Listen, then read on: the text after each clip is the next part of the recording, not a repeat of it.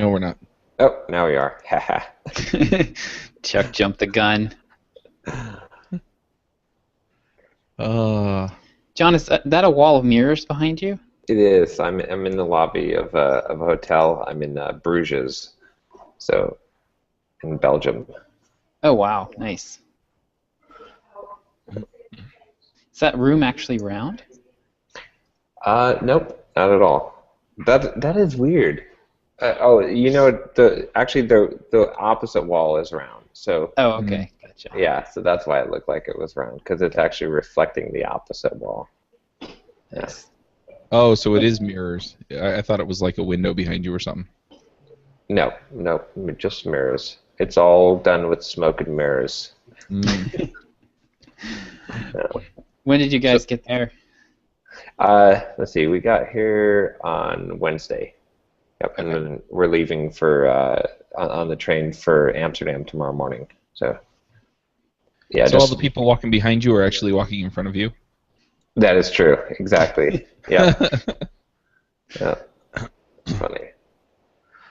But yeah, we just spent I guess it's just a couple days in Bruges. There's not a huge amount of stuff here, right? It's a pretty awesome city. Like, it's amazing, like the picturesque, like fairy tale looking, like all these buildings and stuff.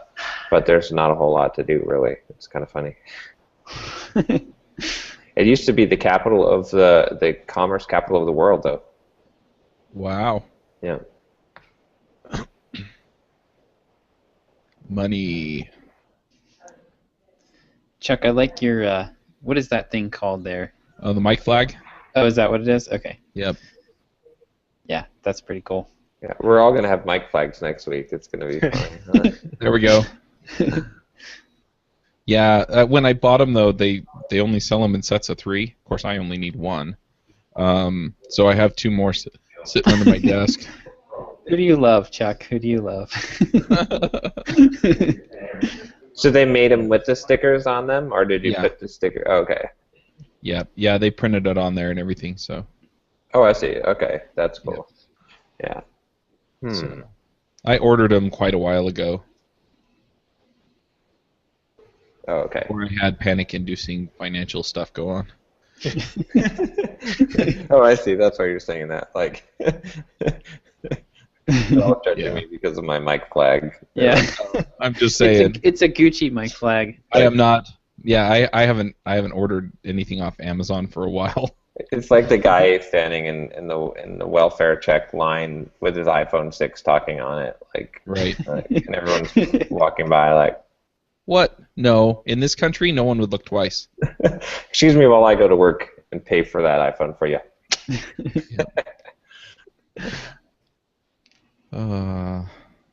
Yeah.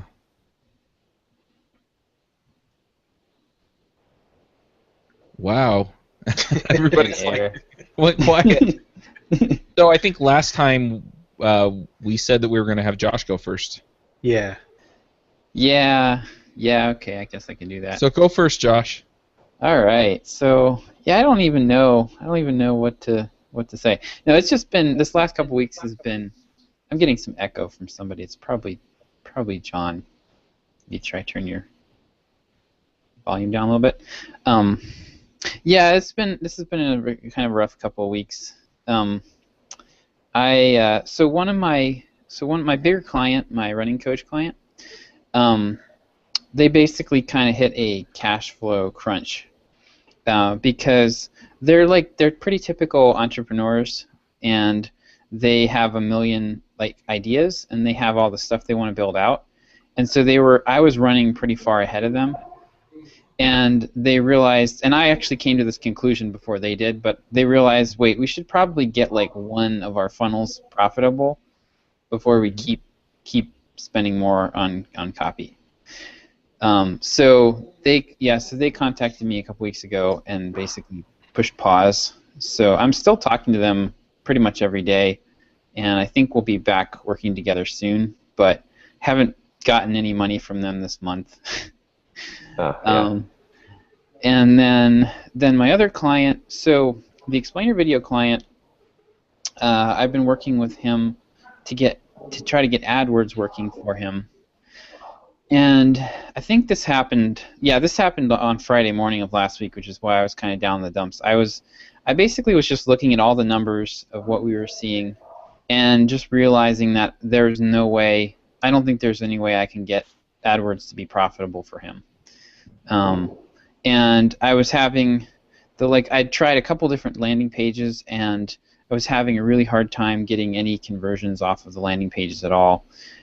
So I had thought that the people were searching and they were pretty close to the buying process, but they may not actually be all that close. So basically, I kind of had to eat crow with him because I had talked him into doubling down on the AdWords stuff.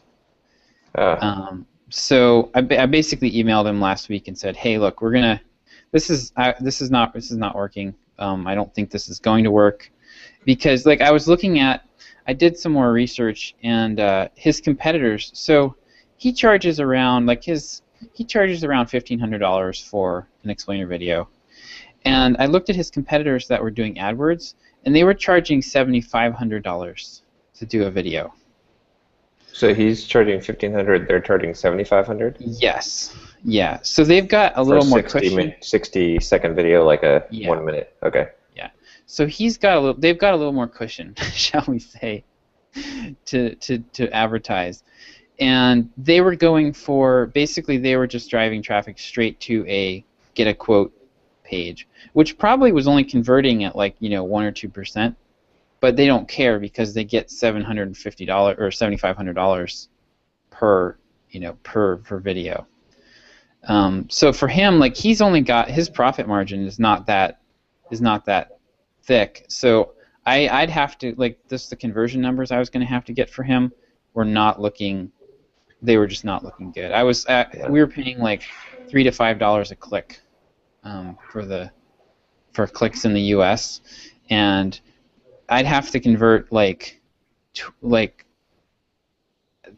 to 10% of those to buyers, not even to email signups, but to buyers.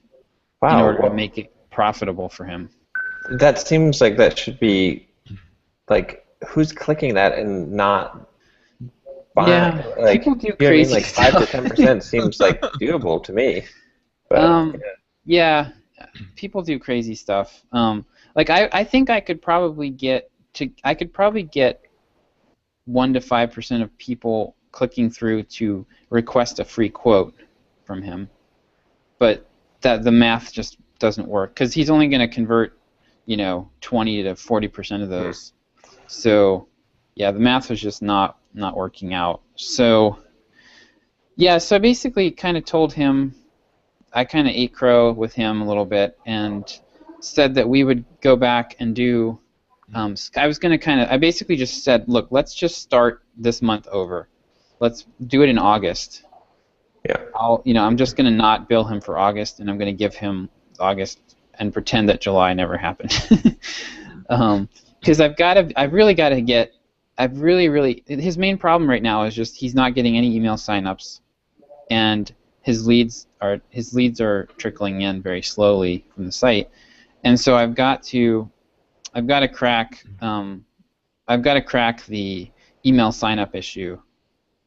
So we're gonna do did you guys see SumoMe is Noah's plugin for the pop-up for he's gone crazy with that thing. It's all in one. He has just about everything in there now. But they just rolled out a new app called the Welcome Mat, which is the AppSumo. It's not a pop-up. It's when you first hit the page, you see a full screen opt-in form, and then you can scroll down and read the article. Yeah, it's like a welcome gate. Yeah, he calls it a welcome mat. I think because with the welcome gate, it only shows on the home page. Yeah. And he's going to have this shows on every page by default. So I'm gonna get him to set that up, and we're gonna start testing different offers. The problem is that every time I test something different, there's this huge cascading effect where I've got, so if we change the offer, one thing I'm going to test is the Startup's Guide to Explainer videos, right? So, well, now I have to write a thank you page for that. I have to write a thank you email for that. I mean, just the bare basics. So it's like just to test, and then he's got to set it all up, and I've got to go back and forth with him and coordinate the setting it all up. And so like there's this huge overhead.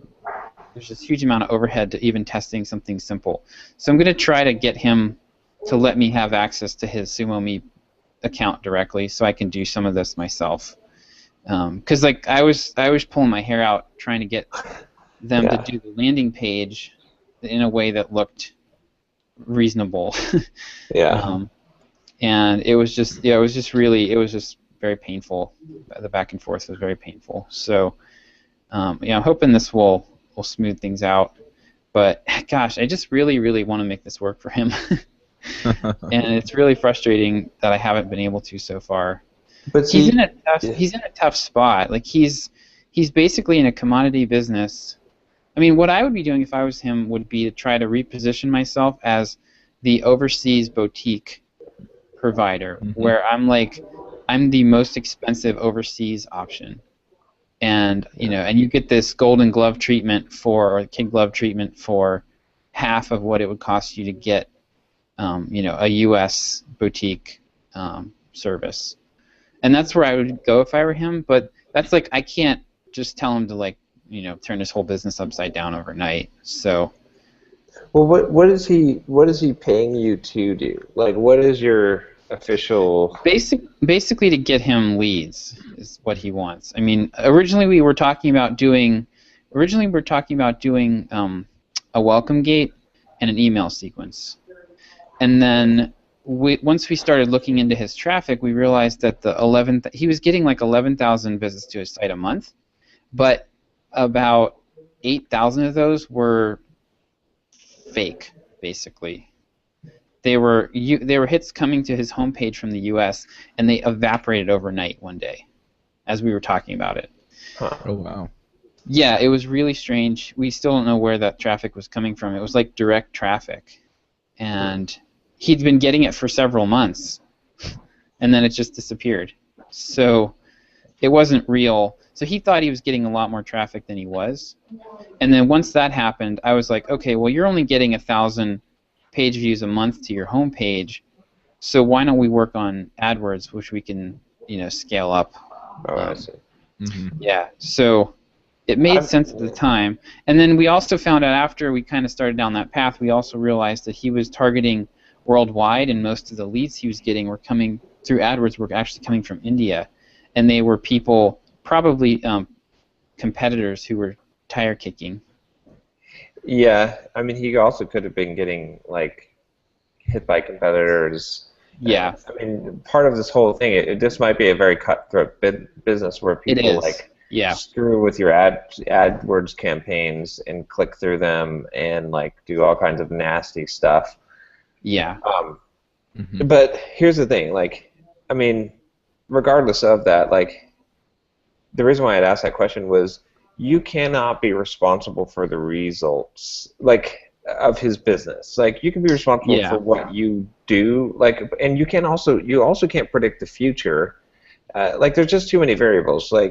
Unless you're going to be if you're going to be a business consultant for him, then you should charge him $5,000 a month, and then you're responsible for the results.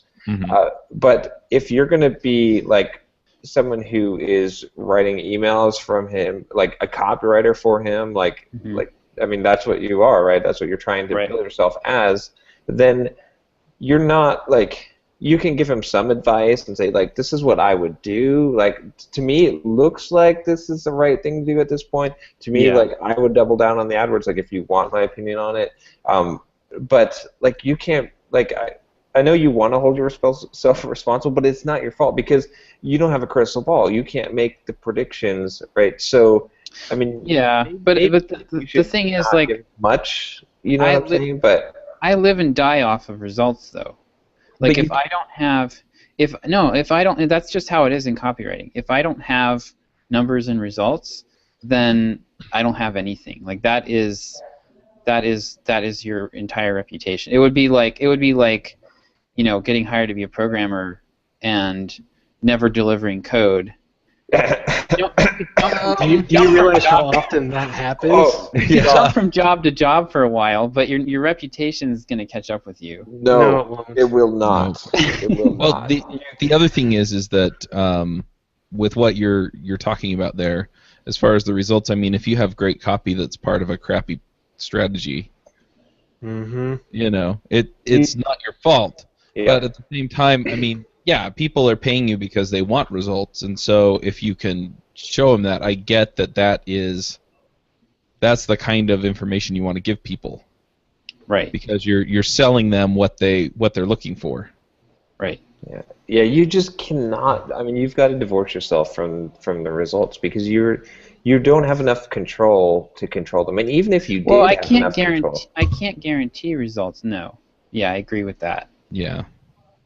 But like you did guarantee results though because you're not charging him for work you're doing. Yeah, exactly. You just can't do that. Like you implicitly guaranteed those results by not charging him for July, and that was a huge mistake because now he has it in his mind that if you don't produce results, you won't charge him for it, and there is no reasonable way that you can ever do that in your position. You're doing the work. You need to be paid for the work you're doing. Whether or not it is profitable is dependent on a lot of things. And there's a lot of it out of your control, a lot of it that you'll never be able to control. And you should not be beholden to the whims of the internet in order to get paid for the work that you're doing. Yep. I understand your point about wanting to be results-oriented, but this is not the kind of product that can do that. There are no guarantees in marketing and sales. I mean, I've spent $6,000, $6,500 with Momoko redesigning the Watch Me Code homepage, and I'm losing subscribers. That was a risk that I took. I personally think the site design is better. It's more intuitive. It's easier to deal with. But I spent $6,500 on that I have not gotten back and probably won't get back. It didn't work out. Is it converting better? Do you have? No. You don't have. Do you have numbers on that? I have numbers, and it's not converting better. And she's not just copywriter either. She's actually performing the function as a marketing consultant. Yeah, she's running the gamut in terms of content strategy and copywriting and marketing design and all that. And so I'm putting a lot of time and effort into this, and it's not working out for me. And that's a risk that I know I am taking. Yeah, Derek. I totally agree with Derek on pretty much everything he said there because you just it's just part of the thing. You can't hold yourself responsible. Like you can even offer a money back guarantee, but you have to do it on your work. You have to say, look, if the copywriting work I did for you was not satisfactory, I'll absolutely give you 100% guaranteed money back guarantee. If I did not do what I said I would do, you know what I mean? That's and I would stand by that. I think you should give a money back guarantee on anything that you do if it's not satisfactory. But it's got to be on what you do, not on results that you deliver. It has to be on and that's where you have to draw the line because you're just not going to be able to control these other variables and it's just you'll never make money. Like it now secretly keeps score, right? I mean, if you're a really good copywriter, then you're going to probably. But see, look, here's the thing. Like when you say really good copywriters make a lot of money and they have results. I think they probably do, but I think it looks like this. I think it probably looks like they have 10 clients, 9 of them bomb, and they don't make any money for those clients, and then one of them, they have a stellar, 100-fold, ridiculous. My mentor said it's more like about 30% of the time you do well. But the top guys are actually it's the other way around. They're profitable 9 times out of 10. Yes, and I'll tell you exactly why. You know why? Because they pick their battles. They know. Exactly. Exactly. Yeah, I know. And you know why they can pick their battles though? Because they're the top people. Because they're the top. Yeah. And then Yeah, when well- when you're charging someone, like $100,000 for a job, it's because they have a $10 million, $50 million business, and Right. so that they have something that sells. And so if you add copy to something that already sells, hell, it's a slam dunk for you. Whereas you're taking some dude that is getting 1,000 people visiting his website per month in some. Three. He gets 3,000 a month, but Okay. I get 5 times that on my personal But blog. still, on his website, you see what I'm saying? Like on the discount, video sales, and I'm not saying that you can't have success there. I'm just saying that the cards are stacked against you. Yeah. Because if he should be able to be doing really well without the marketing, right? Well, I mean, he is making. I mean, his revenue per month is like, around 50 grand. What? So, then dude, you definitely need to charge him. He's doing well, better but than he's you. got He he's can got afford the 25 risk. You he's got can't afford the 25 risk. employees. He's paying 25 employees out of that. That's Yeah, his but problem, not yours. He still can afford the risk, and you can't afford the risk. His risk is distributed. You can't absorb the risk like that. No. So the other thing I just want to jump in here with is that if you're going to be responsible for the numbers, then the only variable that can be in play is your copy. In other words, if they change their strategy and they start doing AdWords and they do 5 other things and implement your copy. I was doing the AdWords. I was in complete control of that, which is part of the reason why I wanted to do it, because it gave me the AdWords all the control into my hands. Yeah. Which is fine. You can still do the AdWords. You still have to not. You just have to tell them, look, I'm going to do this, and I don't know. This sounds like you just have to run the plan by them. This is why I'm thinking I'm going to do this. This is why this makes sense. From my experience, this makes sense to do, but I still can't guarantee the result. And then if it doesn't work out, then it's like, oh, we learned something, but I didn't pay for the learning experience. You have to pay for the learning experience, because that's how this works. You can put more guarantees around it if you know his customer set cold. Yeah. Like if he's selling into medical and medical cold, and this is where people are and these are the kinds of things they click on. But otherwise, you can't make any promises because you just can't know that. Yeah. The other side of it is, I mean, your job is copywriter. That's your specialty. That's your expertise. And I had a conversation with somebody on Twitter recently who I was basically complaining about marketing being hard, and this person tweeted back at me and said, "Marketing is easy. I'll give you I'll give you all the copywriting you want if you give me 10% of your sales." And my response to that was like, "Okay, you'll do the easy part and make me do the rest of it, and you'll get 10%." Because copywriting, I mean, frankly, saying that copywriting is marketing is like saying writing code is software development. That's only part of it. You have to actually understand the system design. You have to be able to compile the code. You have to be able to deploy it. You got to support it in whatever runtime environment. I mean, there's dozens of things that go on top of writing code in order to successfully deploy software. And the same thing is true with marketing. If you're a copywriter, get paid to write copy. Right. The rest of it is risk, and the rest of it is add-on that you should not be fronting the risk for. So this guy, I took this guy on before I quit my job, for one thing. Right. Yeah. And so, now I probably would not take him as a client. Then drop him. Well, look, you went for an entire month of work for him, and you're not going to get paid for it. You have no reason. Well, okay, it wasn't an entire month. It was a big chunk. It was part of the month, and part of it was me waiting to see how. Like a big chunk of it was also me waiting to see how it was going to pan out. Like I just basically I basically wasn't doing any work. I was just waiting to see what AdWords was going to do. Like what kind of results we were going to get. So it wasn't the whole month. It was basically like I did some work for him the first week, and then kind of basically I realized it wasn't going to work out. This approach wasn't going to work out, and then haven't done any work for him since. So I just want to jump in here. I wouldn't have taken this client with any contract I've had. Is usually a couple of weeks and no more than a month away from I don't want to do this anymore. Yeah. So Wait, say that again? Your statement of "I wouldn't have taken this contract" Yeah. is a precursor to "I really don't want this client anymore." yeah, I'm telling you, within a couple of weeks or a month, sure. you're going to get to the point where it's just like, you know what, I don't want to do this anymore. Yeah. And then from there, if you stick in it, you're going to be really unhappy. Yeah. So I would start looking for ways to exit now. Well, I have a 3-month I have a 3-month agreement with them. So this was And you're 2 months in? Well, this was going to be month 2. So yeah, This so I've one got is 2 more month months. 3. So the way that I'm looking at him is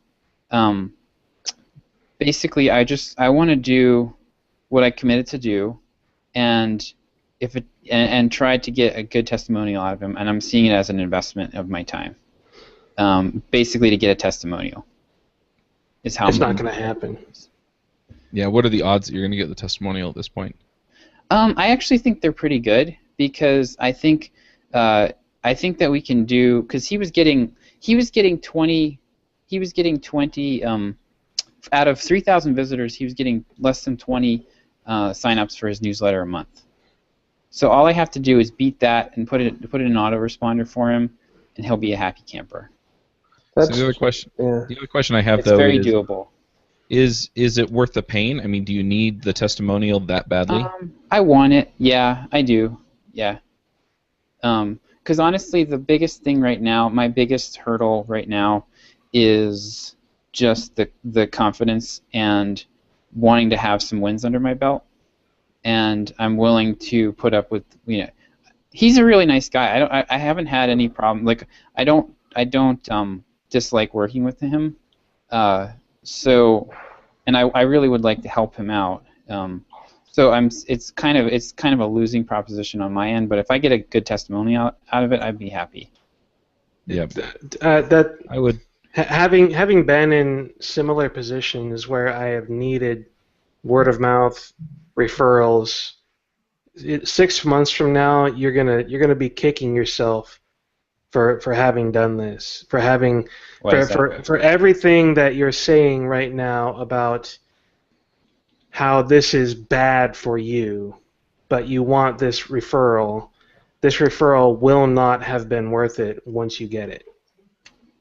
This has happened to me multiple times where I've been in the same situation. I need the money, I need the referral, and in the end, it was not worth it. Yeah, I think best case scenario, it's not going to make a big difference for you. What if I were in your shoes now and I had that commitment for another month or two, I would scale back your work to the minimum of what you committed to, which sounds like email signups, and leave it at that, and just get that work done, help him increase his mailing list, and move on. Don't do any additional value-add services. Don't do any more AdWords or whatever it is that you've been doing. The situation may be salvageable, and it may turn out to be something profitable for him and good for you, but considering the time and effort and problems that you're having now, it's a situation that you need to extricate yourself from. Yeah, 2 more things just to add on to that. One is that it doesn't seem like you're having trouble finding work. Right. And so, at the moment, we haven't gotten there yet. But and you're the people you're talking to aren't asking you for testimonials and having it be a deal breaker. So, okay. Well, I just got yesterday. I got a no from a guy who I'm still trying to negotiate with. Basically because he thinks my pricing's too high, and I don't have anything to go back with him to back it up. Okay. So if I start to get some results, and I can have some results that I can brag about, then that gives me a lot more ammo when I hit the pricing objection. This is your first no on pricing?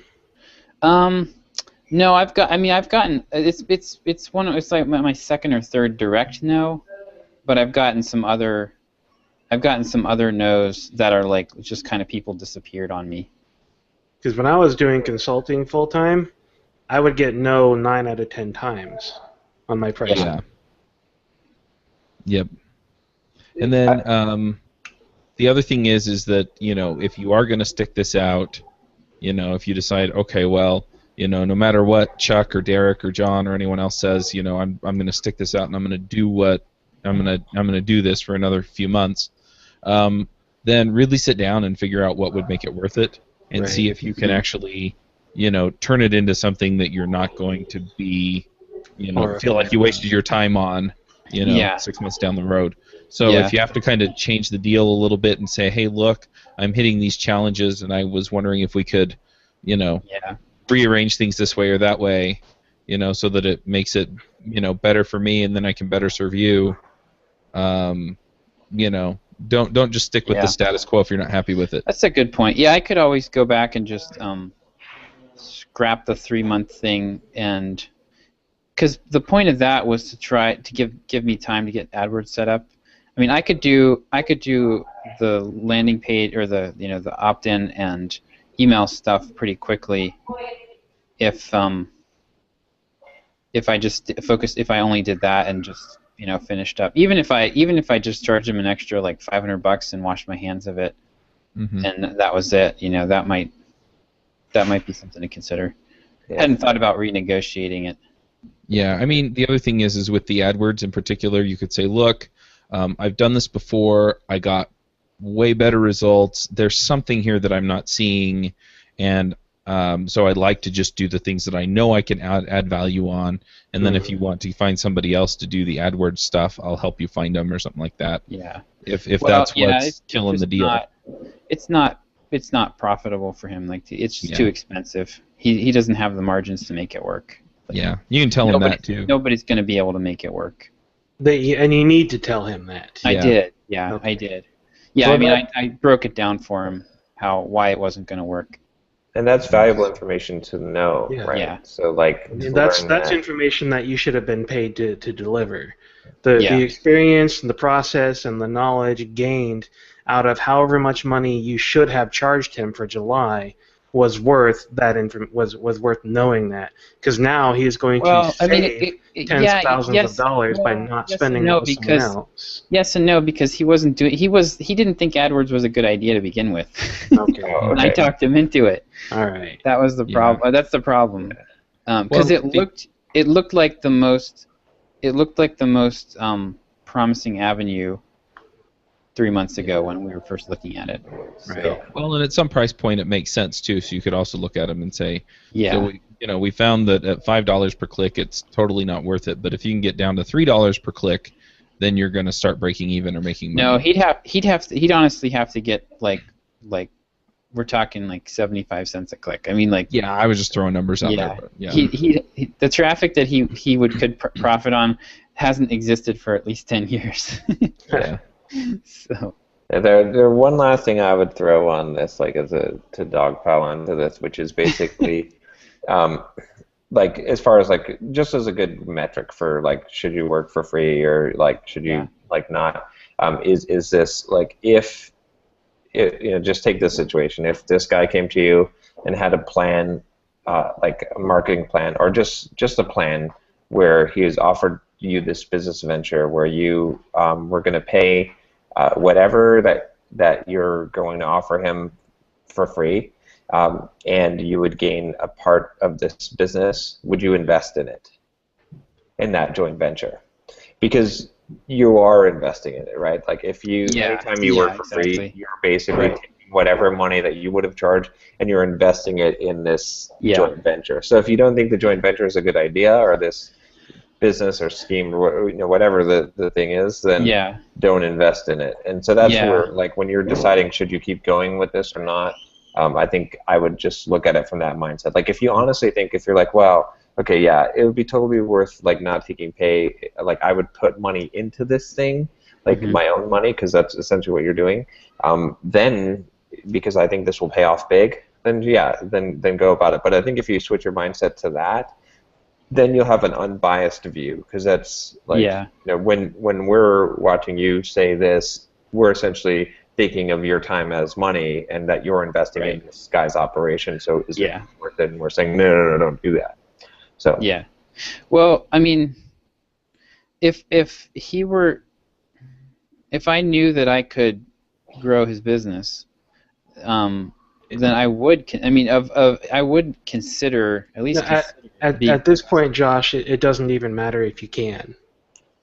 Yeah, no. I agree. Unless Yeah. you are willing to invest in his business, like John is talking about. Yeah. I'm just saying, as criteria going into this, if I'd used that criteria, I might have still taken it. Yeah. Because he told me, I mean, he's making, he's clearing $50K a month. He's been around for 7 years. There's a lot of untapped potential there. Right. In his website traffic. So yeah, I think going into this, I probably would have been like, yeah, this looks solid. So, I think what I underestimated was the commodity, how much of a commodity it was, and how slim his margins were. I think those were kind of some of my bigger whiffs. So those are things that you need to watch for the next time you look for a client. Yep. Yeah. So that that's not really that big of a deal. I mean, I've had the time to get all the work done for him, and what's really killing me right now is my bigger client pushing the pause button on me. Yeah. And I know I'm about 80% confident that we'll be back working together at some point soon. But yeah, right now I'm just kind of scrambling.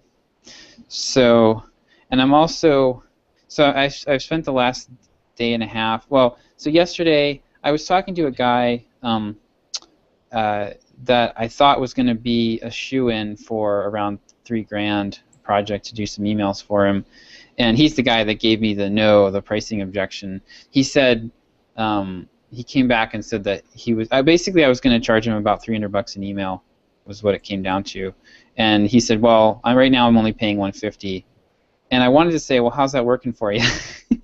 They should, because it's not converting. Right. And I'm on his email. That's perfect. Say how's that how's that working out for you? Well, I didn't say it like that, but I went back to him and I said, so what I said to him was, this was over email. We talked for like an hour on the phone, and I thought I had a good recommendation from my mentor, and I was pretty sure that this guy was going to be a slam dunk, and then this came through yesterday. I was like, oh man, but yeah. So basically I went back to him and I said, look, totally understand where you're coming from. I have to be careful where I invest my money in my business as well. And I said, are you able to track the results that you're getting from your current campaign?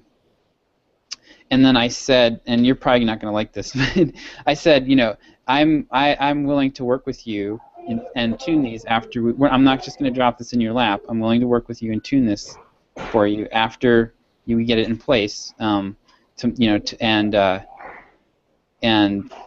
I threw in at the end. The best credibility point that I have right now is I've been continuing to get really good feedback from the folks in the copywriting course that I signed up for. So my mentor, her name's Lori. So she actually told me that I'm the most talented student that she's ever had, and she's been in the program for like 7 years. So that was pretty cool. She's written for Dan Kennedy, Joe Polish, like a lot of big names. So I threw her name in there. I threw in John Carlton's name, and I threw in Perry Marshall's name as Nice. people who have recently praised my work, because all three of them have, they haven't come out and given me a testimonial, but they've all given me a pat on the back. Hold on. So, Pause here. Yeah. Pause 1 second. They actually have, though, because if they've said things, this is actually a really good point. Those are testimonial. Like, just quote exactly what they said. Yeah. And then you should be using that. You totally should. Well, I'm gonna ask. Yeah, I'm gonna ask. Ask them. John Carlton, I think, is gonna not want me to use his name yet, because he's only seen in the course that I'm taking. What he sees is snippets of. So we have like one of the assignments was write the guarantee. Yeah. So he's looking at isolated pieces of what I'm doing, and not seeing the whole thing.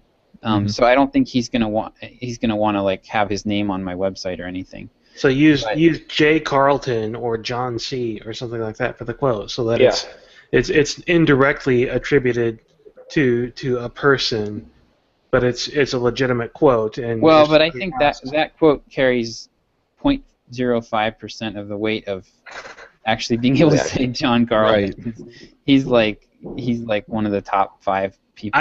I don't think the name matters as much as you think it does. It does. It definitely does. Unless you're talking to people who are in the industry and know those names. This guy has personally been coached by Dan Kennedy. So I don't know who that is. Well, I know who Dan Kennedy is. You have. I have no clue who these people are that you're talking about. But I think Josh is in your customers don't care. You having those quotes in your marketing material about you gives me at least some confidence. Yeah. But the people I'm talking to know who Dan Kennedy and John Carlton are, and they would be like, "Wow." It would be like. I mean, it's almost like having, I don't know, Bill Gates or Steve Jobs endorse your programming. I mean, they're that big in the industry. Not really. So, I mean, Bill Gates and Steve Jobs, you ask the average American and they can probably tell you who those are.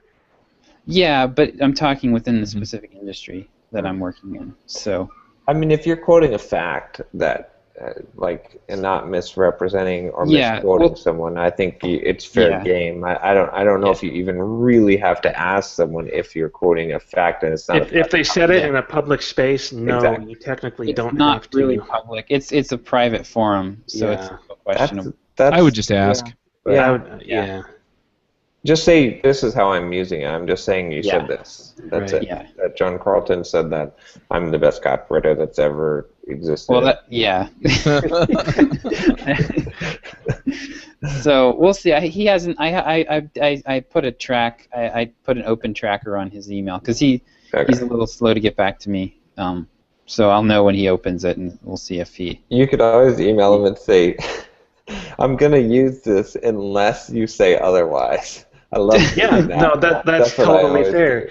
Hey, John, I know this is a semi-private forum, but I'm using it in this way. Let me know if that's not okay. Exactly. Yeah.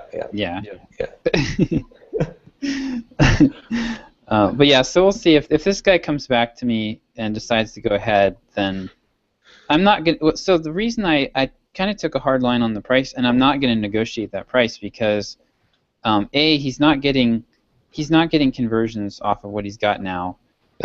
He's got, his business is like I think well over $1 million a year.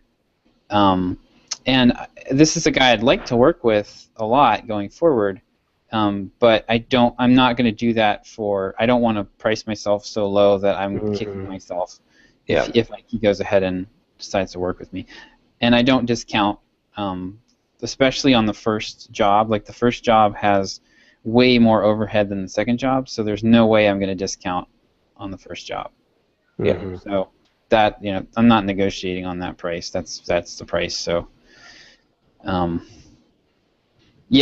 I'm hoping to land that. But yeah, I'm kind of I don't know. I'm kind of things are a little slow right now, and I've got one client. So the one client that I'm actively working on right now is just really, I probably won't want to work with him going forward either.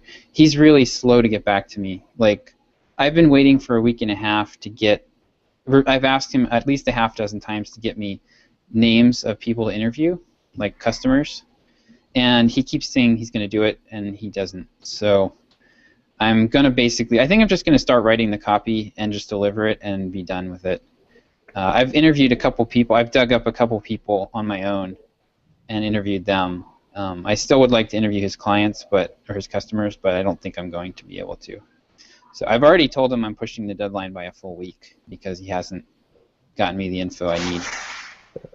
And what has his response been like? Oh, sorry, I'm busy. I'm trying. Yeah, I mean, well, he's a really busy guy, which is fine, but he's got like 3 businesses, and he's, he just moved. He just had a baby, So he's got a lot going on, but it's like I need what I need to do the work that I'm doing, and so I think in the future I'm actually going to be paying my coach from this writing program, Lori, to do a little coaching with me, get some kind of like standard processes in place, and I need to get basically I need to be able to say to clients after I take their money, okay, Yeah. I'm not doing any work until you give me X, Y, Z. I need all of this stuff, and once you give me all of that, the clock starts ticking on whatever deadline we agreed to. Yeah, you need And- like a process, like documents you send people that are like, this is my process, and this is how it works. And Lori's process, I really like her process. That she actually charges people up front $750 to just do a proposal for them. Yeah. It's a discovery contract, like Perry talks about, and so they pay her $750. They fill out her form. She does a brainstorming call with them, and then gives them like a proposal, pretty much, a detailed proposal about what they need to do, and a quote. Yep. So I don't think I'm in a position yet to charge for that because I need more leads coming in. Well, no, I need more, Derek. I need more leads coming in before I can get to that point. Because it acts as a filter to some it's a degree, filter. too. It's gonna kick out 50 to 75% of people, and right now I need income, so I can't afford that at the moment. But as soon as possible, I want to get there. The problem with I need income and skipping those kinds of processes is you're going to end up in more situations that make you very unhappy and do not produce the kinds of results or referrals that you need. Yeah, it's kind of a velvet rope if you've read. Yeah, that makes sense. What's it called? I mean, if you're skipping the discovery phase and discovery contract because you need money, well, let me tell you what happened the last time I needed money. I charged $100 an hour, which is far less than I should have been charging to begin with, on a fixed bid project because I needed money. I needed that $6,000. I spent more than $12,000 of my time and drained my own savings account in the process because I agreed to something that I should not have agreed to because I needed the money. The other thing These is bad things that, happen. I mean, the other thing is that you don't need that many leads. I mean, how many clients can you really serve in a year? Right now I can take about 2 a month is my limit. Right. Yeah. So if you're filtering out, Yeah, I need to be getting a couple solid leads a week to be able to filter out 50 or 75% of them right off the bat. Yeah, I'm with Josh on this one. So if I can do 2 clients a month, I need like at least 8 to 10 leads a month, and I'm definitely not getting that right now.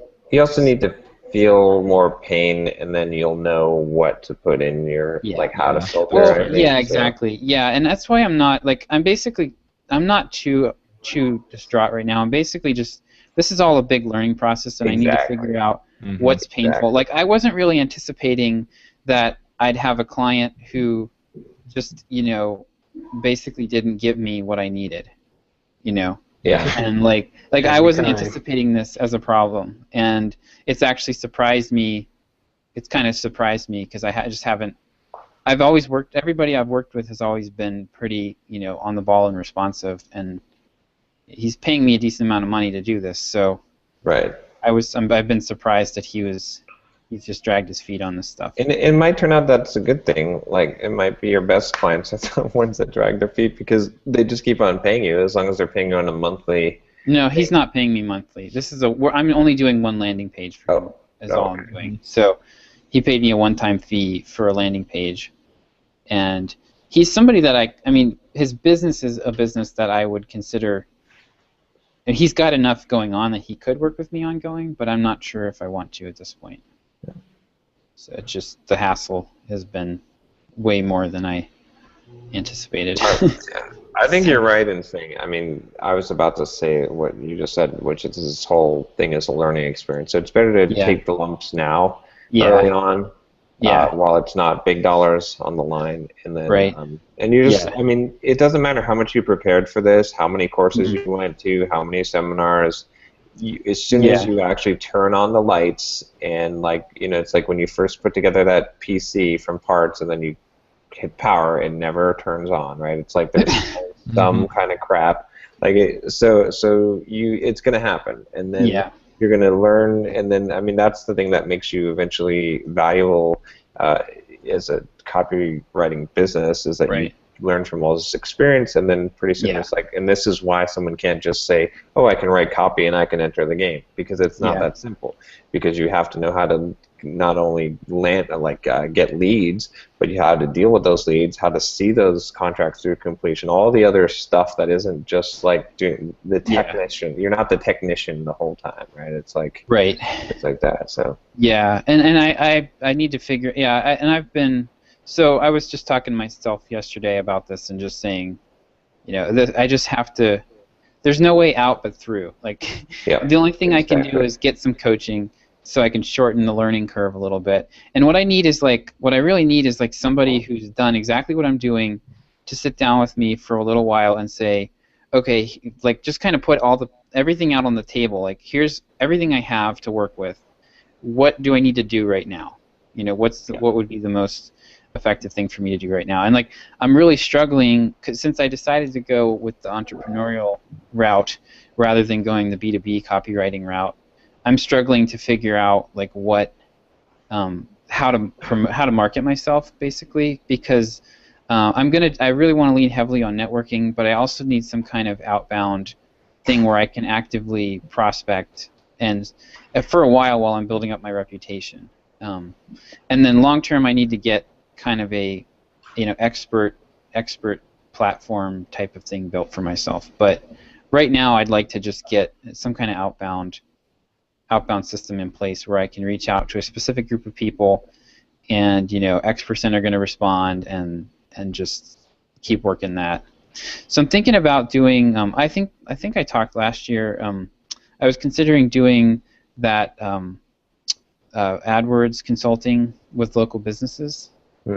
And I think I'm actually revisiting that, and I'm going to do like a little pilot, I think, where I just try to get one client and see how much hassle it is, because if from what I'm hearing, people that do this, where you go to businesses that are already advertising on AdWords and just sucking royally, and you work with them, and then you just get a monthly retainer, and it's virtually no work. Once you get the landing page set up, they're getting these are like high value customers. So today I was looking at like pool installers, and they are sucking big time.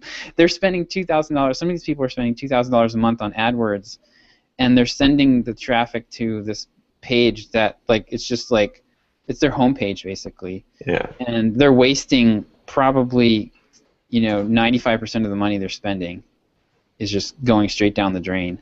But for them it's worth it to get a $10,000 pool contract. So I don't doubt this is good, but are you switching your business again? No. No, this would be an adjunct. Basically it would be like a passive income adjunct that I would have working in the background. So once I get it set up for a client, if they're paying me $500 a month or $1,000 a month, and I like work like an hour a month for them.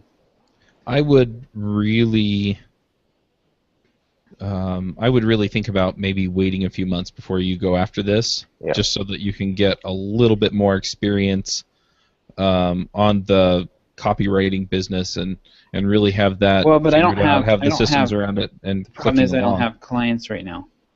Oh, I see. So you're trying to fill your time. I need something to do, and I need something to do to fill my time that has And the thing about this is that it's super easy to identify these people.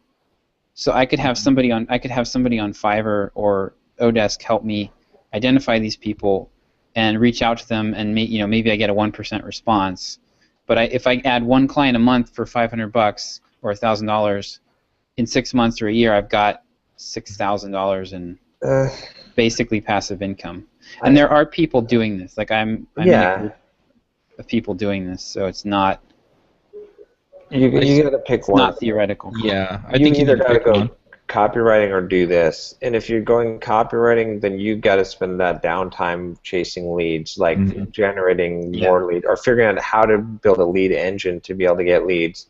And if you're going to do this, then don't do the copywriting. Just focus everything on building this. Because yes, I believe what you're saying, you can build a business doing this, but I believe it takes a lot. There's a lot of people. It's an easy grab for money, so there's going to be a lot of competition, and that's going to be a hard game to master. You can master it, but it's going to require a lot of effort to master this game. It's not going to be a side thing, because just based on, I mean, these kind of opportunities. But regardless of that, just splitting at this point, trying to build a business and splitting your focus is going to be disaster. Like just either pick one or the other, but I would really advise against doing both to start. Yeah, I mean, I later on, add one on, but like get a system down, like for one or the other first. Yeah, I just haven't been able to. So far, I haven't been able to come up with a good way to consistently reach entrepreneur types that I need to reach. To get the leads to come in. Yeah. To like. Yeah. And I mean, I think long term the answer is like writing books and going and speaking at conferences and stuff. I think that's long term what I'm going to be doing.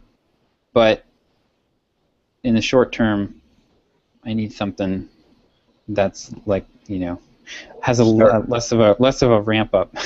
Start writing. Well, but okay. I mean, start writing articles. Obviously, writing blog posts so that you have inbound marketing. So I think that for copywriting, I do not think that inbound marketing is all that awesome, because the leads that I've gotten through my website have been absolute crap, and the worst clients that I've gotten have all been through stuff that has been outbound or inbound marketing related. And the people that I think the people that I want to reach are in $25,000 masterminds. They're not reading, they're not surfing Twitter looking for interesting blog posts about marketing. That's like those people are kind of wannabes, and if I have a product to sell them, down the road they could be good. Okay. That I could sell a product to them, but they're not going to be able to afford to pay me $6,000 to write a landing page for them. That's true. Well, okay, it's a numbers game, right? So the reason why they but the numbers game comes with a high cost, because I have to sort through that crap. Like if I have to get 500 leads to get one good lead, there's a huge cost to that. Well, but you can put a filter. I have to answer all those emails. Well, not necessarily. So read there's them. A few things. How do you build up an authority in an area, right? Because you're talking about, you're not just going to be invited to write books and speak, right? You're going to have a platform to start with, and so if you start off with content marketing, it's going to take a while to build up a platform, but eventually you'll be able to build authority from that.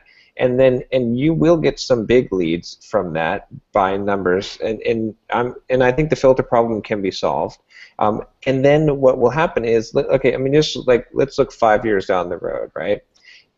If you start building up your content marketing now and authority and name, and start spreading out so that you start building up your name in this industry, not only if you use that to get your leads, your bigger leads, even there's a filter problem, which I do acknowledge, then what will happen is at the end of that 5 years, you'll still be getting your big money leads, and you'll still be making your copywriting, but now you also have a platform, and so now you could actually launch a product to all these little leads that would not be worth the money. Or you could sell someone something for $200, 1,000 people something for $200, and that would be worth it as well. So you'd have a secondary business that you've created as well as I don't know another way to build your authority. I mean, like, if you want to build authority and a name, it's going to come from writing. It's going to come from writing blog posts, from doing videos, from speaking at conferences, from writing books, like from being on podcasts. Like, this is the way this is exactly the thing that I advise for software developers to build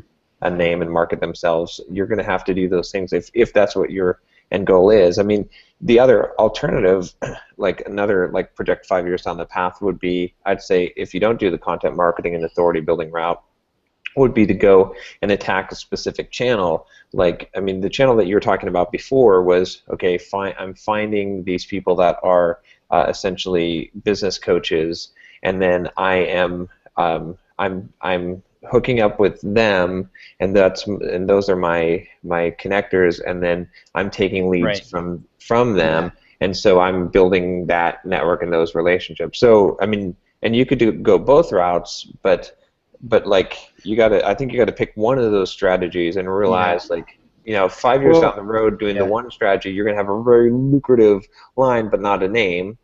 The other one, you're gonna have a very, like, it's gonna be a small, like, you're not gonna get very many fish early on, but you can build a name over time. Maybe there's a combination between the two, but I don't know. Yeah, I don't know. I'm just trying to figure out how to budget my time right now, and like, so, right now, is it better for me to be writing a blog post or volunteering on a project with Perry Marshall? And I think that volunteering on the project with Perry Marshall that's how 5 years from now, that's how I get an invitation. 2 years from now, that's how I get an invitation to speak at a conference without having done a lot of blogging in the meantime. I'm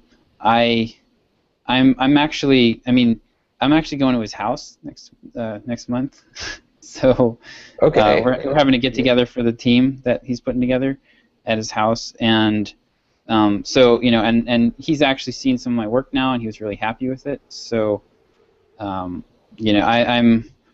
know. I think that's a much higher value approach than, because if I'd seen any evidence at all that blogging was going to be a productive way for me to get leads, I'd be seriously considering it, but I just haven't.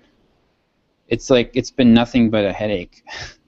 Well, okay, so I would hedge my bets. I mean, obviously in that case, like, if you're going to Perry Marshall's house, right, like, you're making good connections, and your natural strength is at making these connections, right? Yeah. So do it. Keep making those connections. Use some of your free time, a majority of your free time when you have downtime, to generating leads by making these connections, by finding the influencers, by making friends with them, by getting leads from them, and build a system around it. Get good at doing this. But take a small percentage of your time and write one blog post a month, or something that's like, or just short 500-word blog posts every week as a training exercise that will help you to develop your copywriting skills and will potentially pay off long time down the road. Because the thing is, like, if you were doing like 500-word blog posts every week, which would take you maybe honestly, like, just put crap out there if you have to, that would be an hour, if that. Yeah, if you spend an hour a week doing this, like, that compounds, like, over 3 to 5 years, that is going to be huge. Like, you're going to get a massive wall of leads from that over that amount of time. Like, it'll take a long time, yes, I guarantee you, but it'll be for such a small effort. Now, you might look back 5 years and say, oh, the blogging was stupid, because, like, going and having tea with Perry Marshall and Dan Kennedy and all of these, like, they landed me my $1 million, you'll be laughing on your yacht saying that, but but maybe not. Like, at least hedge your bet, So do the connector thing. That's totally, but hedge your bet a little bit. That's all I'm saying, because it's going to take minimal amount of time to do it. Yeah, that makes sense. I need to get, one thing I really need to do is have some kind of follow-up. One thing I'm thinking about doing is actually a print newsletter for my the leads that I get. Like, I've got maybe 8 to 10 to 15 people already that I've talked to that have either hired me or have expressed some major interest in hiring me. So I think I'm going to start doing a print newsletter for those folks, because that gets me out of the electronic world where there's all the noise, and it's actually a higher value. I could take the same thing that I'd say in an email and put it in a print newsletter, and it would have a much higher impact. The only issue is, like, there's no residual, like, benefit from it. Like, what do you expect to get out of it? Well, if I have 100 people who see me as a as a good copywriter and marketer, that's going to keep me busy. Okay, but I would just say, like, if you could accomplish the same, well, okay, fine, write the printed newsletter, but then also make it a blog post and put it on the web, so that you're double leveraging it. Because the thing is, like, that's searchable, and then people will find your blog post. Whereas the printed newsletter, it's not gonna. It's got a one-time value effect. Yeah, that makes sense. So yeah, that's pretty much been my couple weeks. It's just been a little overwhelming, but I'm not too discouraged. It's a little bit unsettling, but I'll get through it. So, well, actually, one of the guys that I interviewed for the landing page client, the client I'm working on landing page right now, actually he's an Amazon seller, this guy, and he's been trying to make it work, and so people will pay. So apparently, people that have private label Amazon products pay copywriters to write the listings for them. Nice. And they pay $800 for basically 3 paragraphs, a headline and 3 paragraphs of text. What? Yeah, because if you get a listing, I mean, people do make 6 figures a month on Amazon listings, so they're willing to drop a lot of money on product photography and copywriting for the product. So I wasn't trying to do this, but this guy was really frustrated with the copywriter that he hired, and I looked at his listing and I couldn't believe what this guy, like, committed malpractice. Like, it is so bad. It's like he didn't even read. It's like he didn't even, like, try. Yeah. So I actually, like, basically I was like, look, I'll take a crack at this for you. You want me to try? He's like, yes, please. So he's paying me $500. That I just decided to do that this morning because I was Perfect. like, yeah. So, but I mean, that could be another. I'm going to try it out. If I can, if I have some success with it, that could be another thing that could be a really good income stream, because they're not hard to write. They're pretty short. But yeah, I mean, the guy he wrote it like a really hypey sales page, like a really hypey internet marketing sales page, and it's like a guitar tuner. Okay, and he wrote it with, like, you read the listing and you cannot even tell what the product is or what it does. And I understand that he was trying to, like, incorporate benefits, not features, but on Amazon, people are actually looking for features. Yeah. You have to do both. And so I think I have a pretty good shot at helping this guy out with his listing. So I'm going to give it a try and see what happens. But that just happened this morning. I was like, well, you know what? I don't have, like, a ton of work right now, so why not? Sure. I mean, 3 paragraphs, $500. Yeah. Yeah. Yep. So, and it would be that would be a really easy market. Like, it would be a market that would be really easy to identify the people, and I could go after them. So, yeah. So that is basically my couple weeks of chaos. Nice. Well, hang in there. I mean, it sounds like you've got the right attitude about it. So. Yep. Yeah, I alternate between. Yesterday I was pretty down just because I had, like, a couple things hit me all at once, but it's actually kind of energizing to know, okay, I got it. All right, time to get in gear here and make something happen. So it's like, if I get hit by a couple things at once, I'll get a little discouraged, but yeah, it's actually kind of invigorating too. So I will make it through. Thanks for all the input, guys. This has been helpful. It's easy. It's easy for us to just bash. Totally. I'll rip you a new one whenever you want me to. Yeah. Well, I think it's interesting because we all have different experience, and it's also interesting from just, you have more context on the situation than we do. So Yeah. Some of the advice is really good, and some of the advice is really good, except for that one thing. Yeah. Well, Yeah, it's good. Yeah, That's it's good. what I want. That's kind of why I want to work with. I'm considering working with this coach Lori, just because at this point my main problem is I just have too much information and too many options, Mm-hmm. and I need somebody to help me sort through that, who's been there and walked through it and kind of knows the ropes. So Yep. that's what coaches are for. Yep. Yeah. See, the And good you thing should read about this was yeah. Oh yeah, totally. Did you finish that? Finish it, Chuck? I'm about halfway through it. Okay. Yeah. You need So to focus on that book and read it. The one book.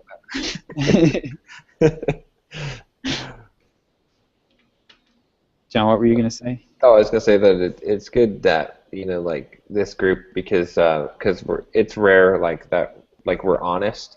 And Yeah. So Oh like, yeah. like most people you talk to, unfortunately, like they don't want to hurt your feelings, and so Yeah. they'll like tell you that your bad ideas are good ideas, or they'll like just like Yeah, give you encouragement when you need a kick in the butt. But like if you come here and any one of us starts saying something that's BS, you're gonna get called on it automatically, like by everyone, because all of us are not afraid to like say what we really think, which is good.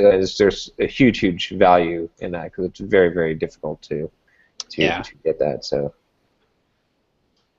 Yep. that's why I keep coming back, and people listen to our podcast and give us 1-star review. Man, we haven't read reviews in a long time. Oh, yeah, we I haven't. wonder if there's any new ones out there. John is such a dork. Oh, Should well, we we're talk looking about the retreat? Should we Oh, talk yeah. about the retreat? We do need to talk Yeah. about the retreat. That's absolutely. So, Josh, why don't you talk about the retreat since you wrote the email? You're the most. What are we talking about here? What is the So main people need to sign up, right? Because if they want to do the retreat, like we're dead serious now. We will take your money. Yes. Because we need to like get enough people signed up to actually put a reservation in on a place and get this all. And we really need this like end of August, right? Is when this like drop dead date, I think. Because otherwise it's going to be otherwise plane ticket prices start. You don't want to be buying plane tickets like less than a month or two out. Yeah. So So I think end of August, which isn't a lot of time. That's like we're almost at the end of July right now. So basically, like if you're listening to the podcast, if you want to go to the retreat, it's basically going to be in. So far, it's planned for. Where is it in Mexico? Puerto Vallarta. Puerto Vallarta, which is It's on the west on side. the it's Pacific on the west coast. side. It's on the Pacific coast. Side. On the west side, Yep. yeah. West All side. right. Looks really, So, it's kind of a little resort town. Looks really nice. Yep. Yeah. So So- we're probably going to get this big, place, big, Yep. villa. It's going to be pretty freaking awesome. We're going to get together. We're going to talk about businesses. If you're thinking about leaving your job or you're thinking about starting a new business, if you're an entrepreneur, or if you just want to chat, right? Just hang out with us. Yeah. It's kind of an expensive chat, but Well, I think the main value is just that we're going to talk to you like we talk to each other, right? So exactly. if you've got a business that you're trying to ramp up, or things have slowed down, because Josh is talking about things slowed down a little bit, or we've talked about with Derek how he can ramp up Watch Me Code, or Signal Leaf, or things like that, and you guys have done the same things for me. I've got this new idea. Okay, well, let's hash it out. If that's the kind of conversation you want to have, and you want to have it with somebody who's been blogging and thriving on that, like John, or has a bunch of podcasts like I do, or has fought and succeeded or failed at some SaaS like Derek has, or you want some copywriting advice or career advice from Josh. I mean, there's going to be a wide breadth of experience there. And each other, right? Because it's this is a very small group. We're gonna we're gonna be sharing experiences and hopefully all learning from each other. right? Yeah, no one is making profit off of this, right? We're not Right. like No. the other stuff we sell. Like when we sell stuff and we say we're making profit, we say we're making profit. This thing Yeah, is not that's to profit. feed Like, our kids. yeah, This is so if that we Yeah. can yeah, feed if there's extra money left over, it'll just go into like the Entreprogrammers, like to hosting. exactly. Yeah. It's Like not that. gonna like we're not gonna be walking away with any amount of money, any of us individually, from this. So it's all to just benefit each other, us included. So That's right. We'll buy Derek some McDonald's with it. yeah, Totally. But So somebody But yeah. will pay somebody to teach me how to actually do AdWords. there we go. Make sales outside of launches to my mailing list. Yeah, but the other thing that I really hope people come away from a retreat like this is with connections, right? exactly. I mean, I loved like MicroConf. Yeah, It's a small conference, and so you get to know a lot of people. And I've been to a couple of other retreats like this where there were 10 or so people there, and it's like the perfect size for a few days because Yeah. you really get to dig in deep and know Yeah. people. And then Yeah. when you come home, it's like, okay, well, I've got this awesome connection with this person, and then it pays off. So I'm hoping to get that with whoever signs up to attend, and I'm hoping to get to know, of course, the three of you better as well. Yeah. But I really want to just emphasize the value proposition here because the people who see that are the people that I want to be connecting with. exactly. Yep. So if you're interested, I think it's going to be a good time. I think it's going to be fun. Yeah. Definitely. Let's see. So what do they want to do? They want to go to sign up on the if they sign up on the site, then they'll get the email which will have the link to click to buy. Yeah, Right? with all the details. Yep. Okay. So the site is Entreprogrammers. Yeah, Entreprogrammers.com. entreprogrammers.com/retreat2015. I think there's a Yep. dash in there. No, there's not. No, no dash. Okay. So And retreat. yeah, I'm also thinking about announcing this on my other shows. Okay. So I'll probably wait a week and then do it.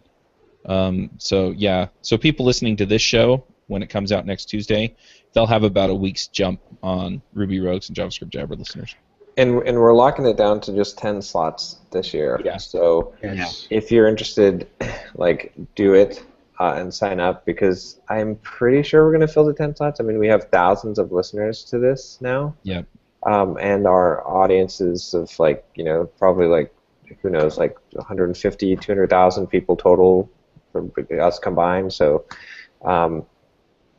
Yeah, I'm pretty sure that there are people across all of our different audiences and people we know that are willing to put the money down to come. So if you're thinking about it, jump on.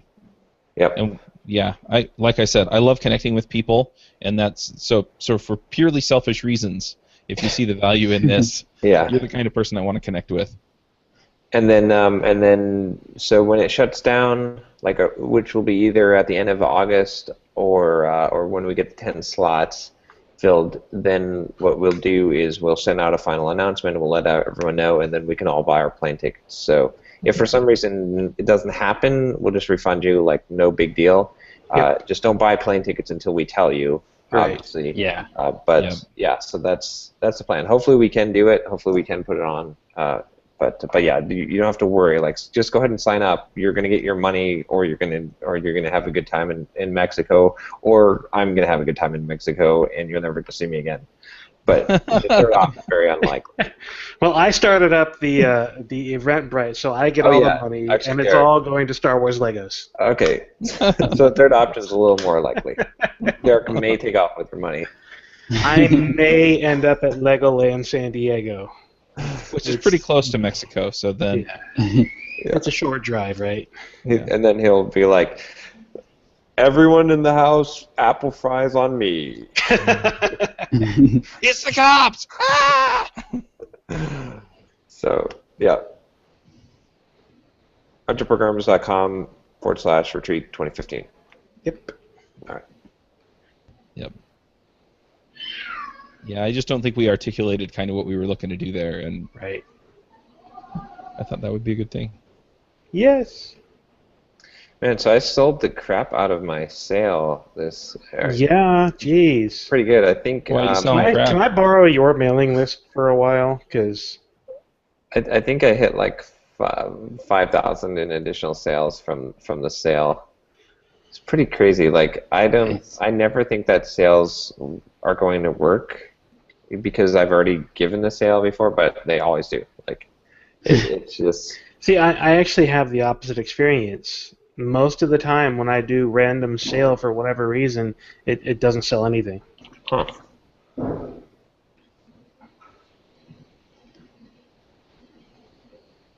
And I have no idea why. But yeah, I wasn't even planning on doing the sale. I just was telling that story about the bird poop, and it was just too good to. And then I'd missed the 4th of July sale, and I was just going to skip that. Then I was like, well, okay, let me try doing a sale here. I might as well. It can't hurt. And Right. Yeah. so pretty much every 3 months, I'm definitely going to do a sale at this point now because it makes sense. Like it's an extra 5 to 10K every 3 months, and that number grows as the list grows. So. Yep. Nice. What did you do on your last one? Do you remember? I think it was right around like 7 or so.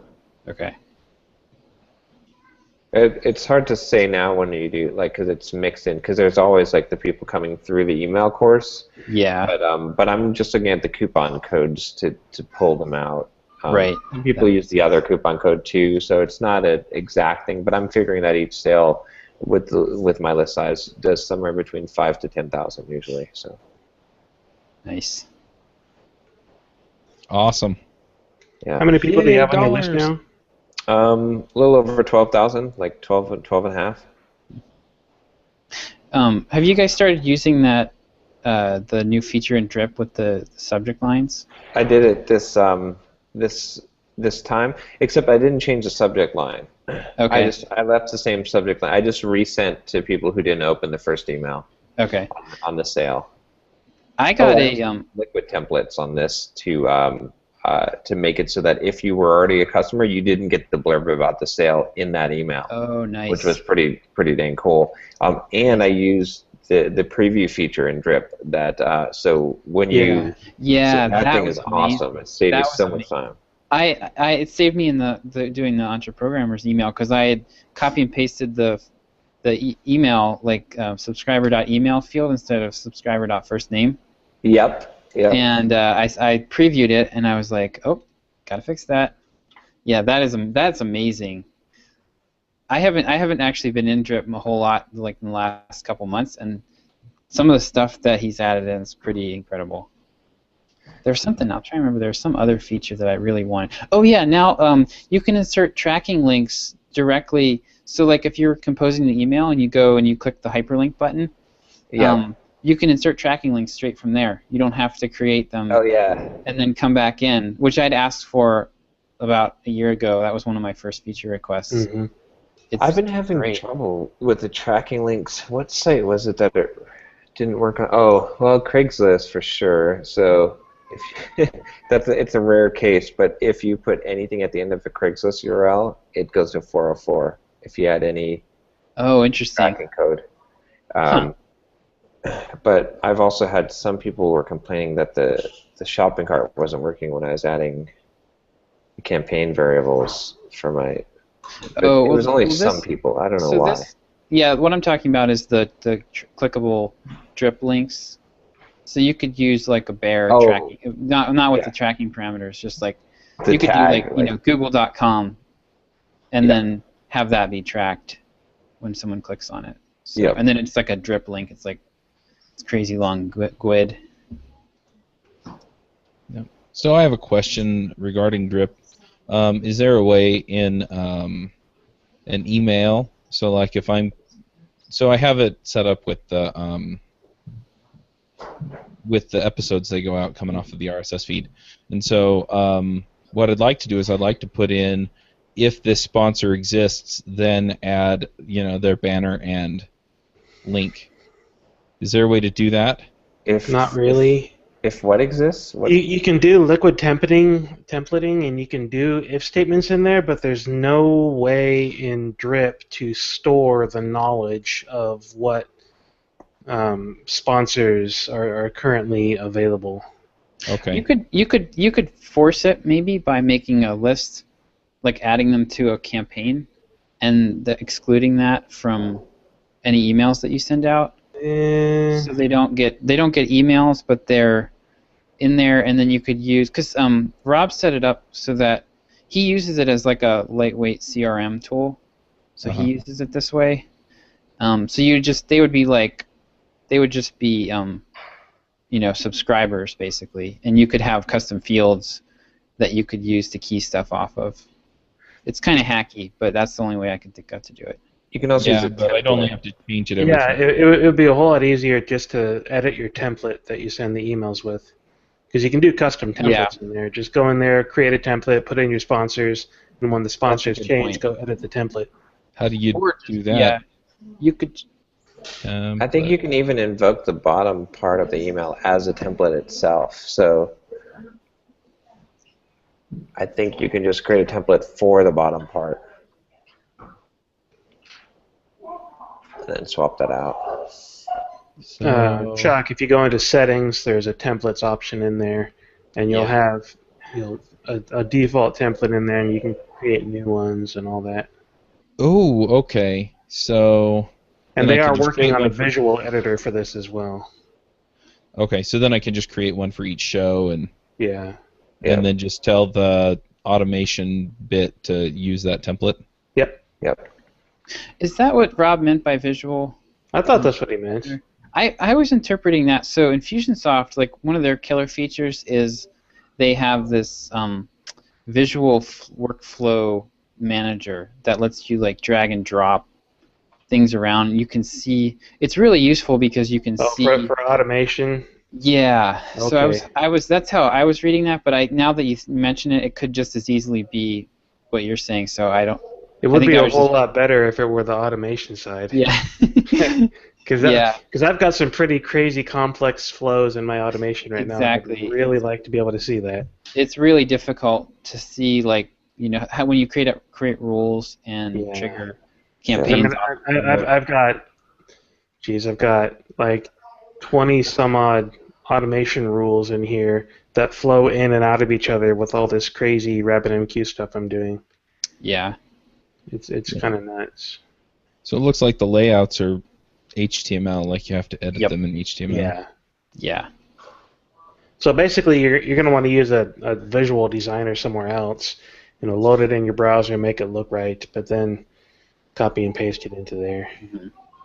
Okay. We should probably do that with, we should do something like that with the Entreprogrammers podcast. But we have all of our sponsorship stuff put into the blog post directly, which would cause problems. We'd have to do a whole lot of site design, theme changes, etc., to add in a sponsors thing on the site that was separate from the content. Yeah. Probably not worth us doing that. As we grow and we get some bigger sponsors, then we can hire someone to do it. Totally. Yeah. Expand. Well, right now I'm just using the regular. The regular information. So. How are our stats looking on Libsyn? I don't think I've got access to the Libsyn account. It's difficult for me to actually look at the Oh, site. here we go. Now we're gonna get to live the horror show that is. Yeah. I'm trying. I'm trying. Derek's to keep gonna be an eye like, on it. "That's it. It's The whole back. website's ugly, to be honest. Signal Leaf is back. I can't take it anymore." I'll just say that this is why I built Signal Leaf in the first place. Yeah. I am so with you on that. So Doug, right? Yep. So they built a Signal Leaf clone. Yep. I want to find the name of it because I'll give him a free plug because He emailed me about it. I seriously, I get The Signal Leaf can fail twice. I get about 3, maybe 4 emails a week at this point of people telling me, "Hey, I built my own. Let me migrate your customers over to here," and people saying, "Oh, I want to buy Signal Leaf from you," and Yeah, but Doug's I awesome deleted. enough that I'm going to give him a plug. I'm going to say it's at podmaster.io. Yeah, that's right. So I mean, he tried to basically, like, him and his buddies tried to, because they're still running that Better Than Silence podcast, and they're Right. doing pretty good. That thing is Yeah. growing. Um, and they're trying to basically duplicate all the good stuff that was Signal Leaf. So, and they Yeah. know it better than anyone else because, like, they're around or Doug was from the beginning, and he Right. understands and he's listened to all the episodes. But there's So, there's yeah. there's also Zencast.fm. It's a guy I think he's in Australia. I talked to him for a couple of hours on Skype because he had a whole lot of questions. He'd actually used a bunch of my blog posts as fodder for features that he put into Zencast, and it's a pretty nice little site. There's probably some things that are still missing because it's a pretty young site, but he's got a fair number of podcasts he's hosting there. So there certainly are good, simple solutions to podcasting around there. I'm gun shy of using a small service. Having gone through that experience myself, I know how easy it is for a small service like this to die or to go stagnant or whatever. Yep. That's what I told them. Like, that's why I didn't switch mine over. Is just because. Yeah, that's why I'm not At this responding point. to any of these emails of people Yeah. that want to talk to me about this stuff or want to buy Signal Leaf or whatever. I ignore the emails. I don't want to deal with it. But buy Signal Leaf, maybe. I don't know. What I do don't you wanna think deal they would with it. offer you? Huh? It's not even it's not worth my time and money to even deal with trying to sell it. If someone offered you 50 grand for it, I would probably take it at that point. I don't think they're It's- going to offer. I They'll don't think I offer. would take much It's not less even than worth that. 5. It's Yeah, but- typically you're going to get, like, for something like that, you would get something like 5 to 10 You get times the monthly Oh, revenue, which is Not even 2 to 3 times for a period of time. No. The multiplier on a small service like this is ridiculously low. It's about 2 to 3x the yearly, but that's not the point here. It's not the revenue, it's the code that you see what I'm saying? I mean, it's totally different. Like, if someone is buying a business like as a turnkey business, that's a total different pricing. But if someone was like, hey, I liked Signal Leaf, like I'm directly trying to buy it because you're shutting it down, because I want to get the code base, because I don't want to spend 3 months developing this code base. That They could would be spend worth 3 months trying to understand it. It's such Well, a garbage. Okay, well, you're not plus helping your it's in, case. plus You're not it really- is in Node, which is going to be a smaller number Yeah. of people that will be available to work on it.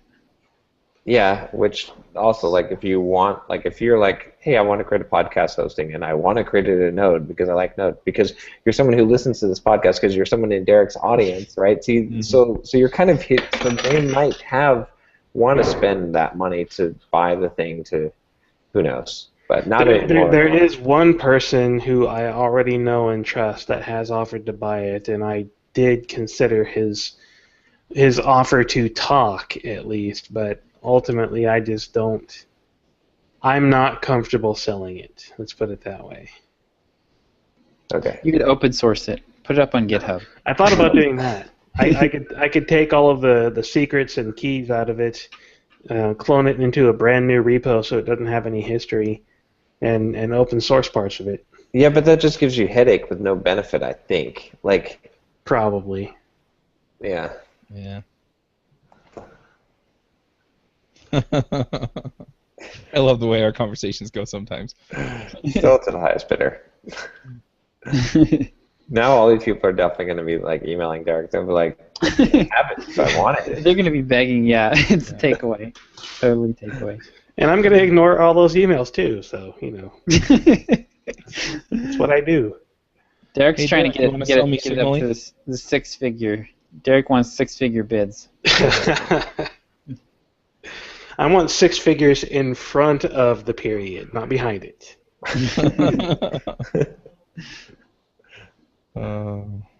So you guys were totally right. What I want, quite honestly, is to be able to actually sell some of this RabbitMQ package. It's killing me trying to figure out how to make sales of this thing. I made one sale this week, which was kind of out of the nowhere. I have no idea where the sale came from. The person was not on my mailing list. There was no tracking information associated with the sale. They just came to the site and found it and then bought it? That's what it looks like. I have no clue how it happened. Now I know how if to it was boggle Derek's mind. It just cost me $250. I would gladly have my mind boggled for $250. Hey everybody, go go mess with Derek. Go buy his thing. Yeah. Now, when will the first stream of people that are coming through the course complete the course that you've been pulling in from AdWords? I am not paying AdWords to get people into the course. I've been losing a ton of money on Twitter ads doing that, so I stopped doing the Twitter ads because. Just so we're clear, we're not going back into credit card territory here, are we? Of course we are.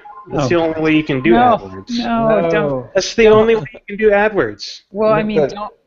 But you have the money paid off at the end of the month, right? Yes. Okay. And you are going to pay it off at the end of the month, right? Yes. Because we're not going through that again. No, we're not I'm staying on top of that. Yeah. Okay. Cool. That's not. I'm not going down $25,000 in the hole again, except for that $7,000 vacation that I just took. Jesus, that's expensive. So will AdWords pay off differently than Twitter ads though? Because you're reaching different people, right? Yes, I am. My goal with AdWords is to directly sell the package. I'm not trying to pay for email subscribers. Okay. That's a losing battle, and I'm tired of paying for that. I am trying to pay for direct traffic to my brand new website, rabbitmqfordevs.com, and that is purely a long form sales page. It's the goal of that page, the goal of AdWords, the goal of what I'm doing now is to get sales of this package. I would still rather send them to the email course and then to that page, or some combinations, because then you can pitch them multiple times, whereas if they just come to the page and they don't buy, you've lost them forever. I think my email course is wrong, though. Unless you retarget them. I think the email course is valuable, but it targets the wrong people. Because the email course is talking about RabbitMQ patterns, which implies at least a certain knowledge and understanding of RabbitMQ to begin with. This is the email course is not an introduction to RabbitMQ. That's a good point. How you learn it. And the course, the full package is targeted at learning RabbitMQ, which I think is going to be better suited to Google searches with the RabbitMQ keyword and Learn RabbitMQ and other keywords that get zero traffic at this point, which is part of my problem. So I'm getting a fair amount of traffic, a fair number of impressions, and I've been running this for like a week and a half, 2 weeks now, something like that, and I'm getting 1.2% click-through rates on one of my ads right now, targeting a few very focused RabbitMQ keywords. Mostly the RabbitMQ keyword itself is getting me some impressions, and I'm averaging a position of 1.3, which is good, which means I'm usually in the top spot. And my cost per click is $2.50, which is great. I've had 12 clicks from this one ad. I've had a total of like 75 clicks, or I don't remember. Where's my total? So you need 1% conversion. You need it's what at $2.50 per click. I need a 1% conversion rate. But the thing with AdWords is I'm reading the Perry Marshall AdWords book again, the 4th edition, which I just bought, because it's pretty darn close to up to date with Google AdWords. You got to spend money in order to tweak things and get it right. So I have a pretty low daily budget right now. I think yesterday I upped it to like $20 a day because I wanted to see what would happen with my numbers, and my numbers basically scaled linearly with the $20 a day compared to $10 a day. So I'm gonna drop it back down to $10 a day or something like that.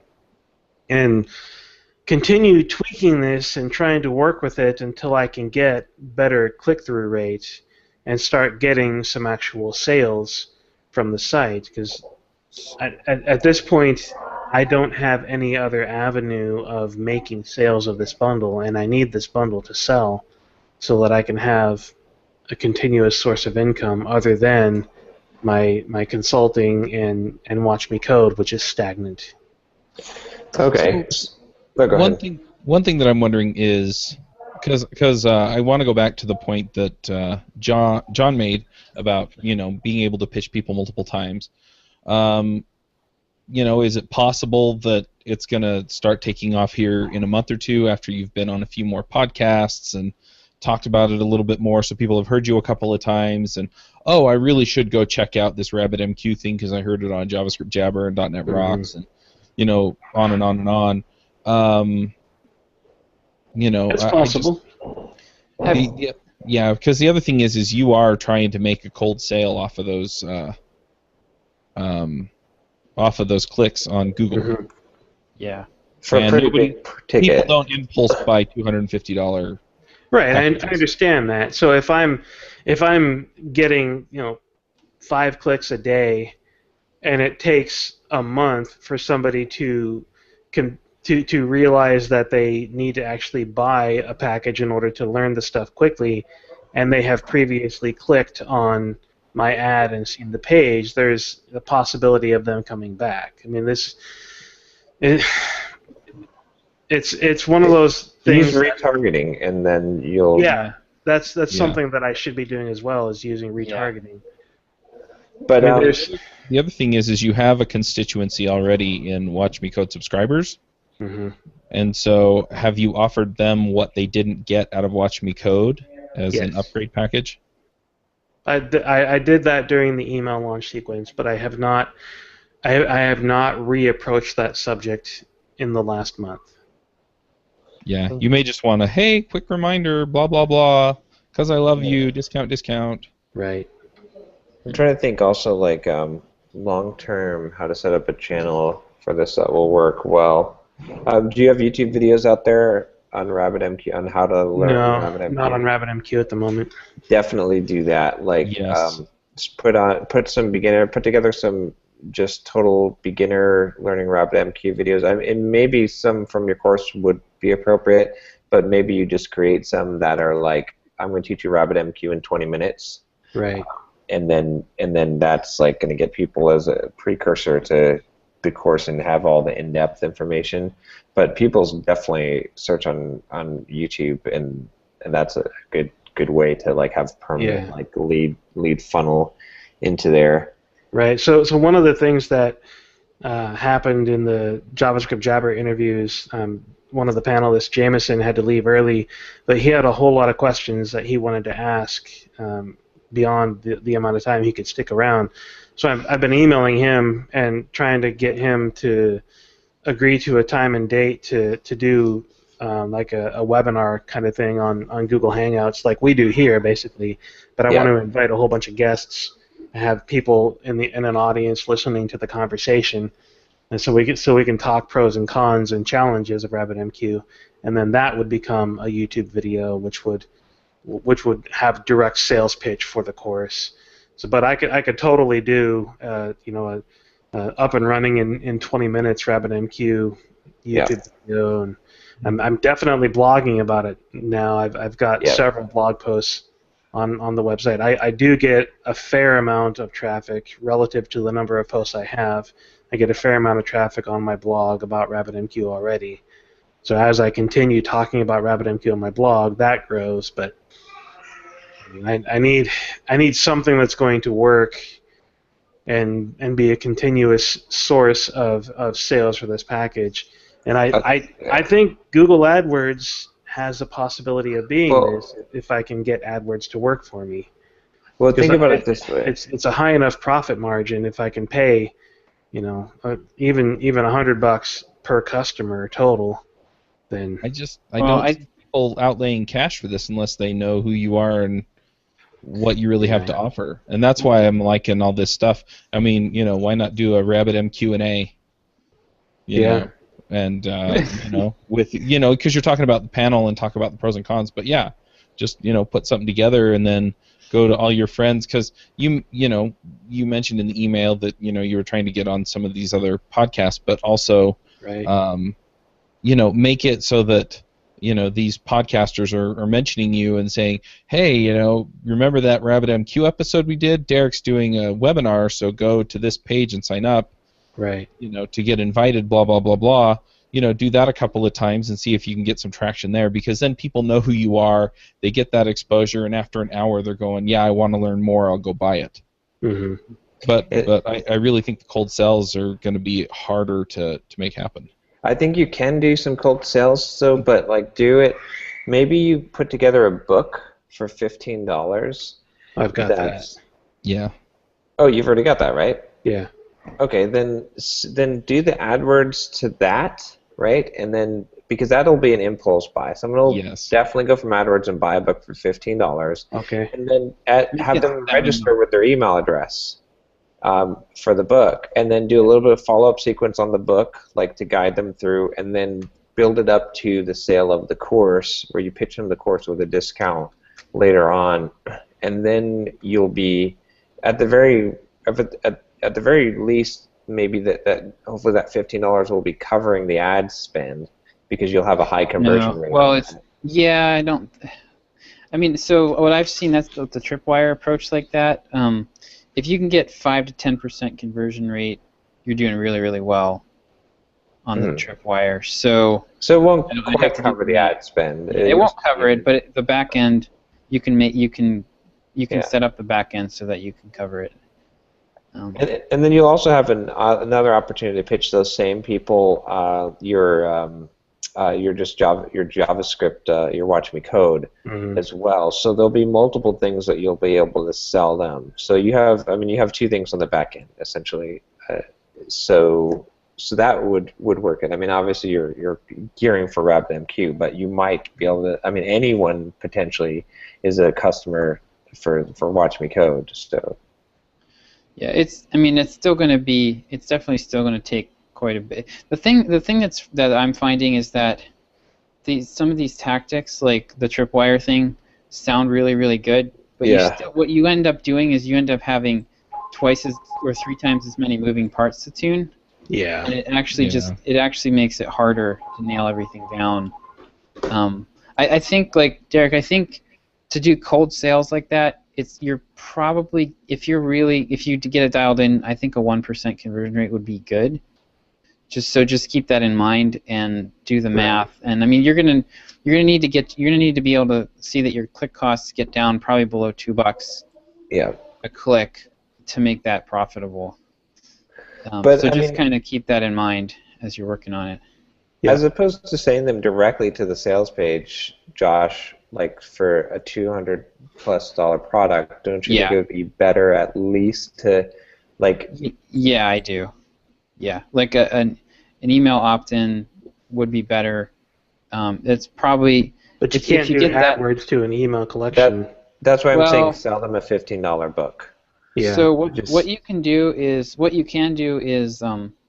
AdWords, the distinction that I've realized. So the distinction is if you send them to a website where you're selling a product or a service, you're generally going to be okay. Where you really run into a problem is where you're sending them to a site where there's no visible monetization other than ads or affiliate sales. That's what I did, and that's what got me in trouble. Right. So that's kind of how Google draws the line. Is there a legitimate business here? So I think if you were to set it up on Watch Me Code, and they could see that you've got a subscription service and everything, I think you'd be fine.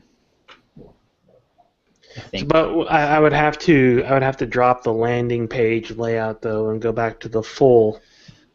Yeah, go back to the full site design so that they can see that there is something else in the site. And that does lower your conversion rate on the email opt-in.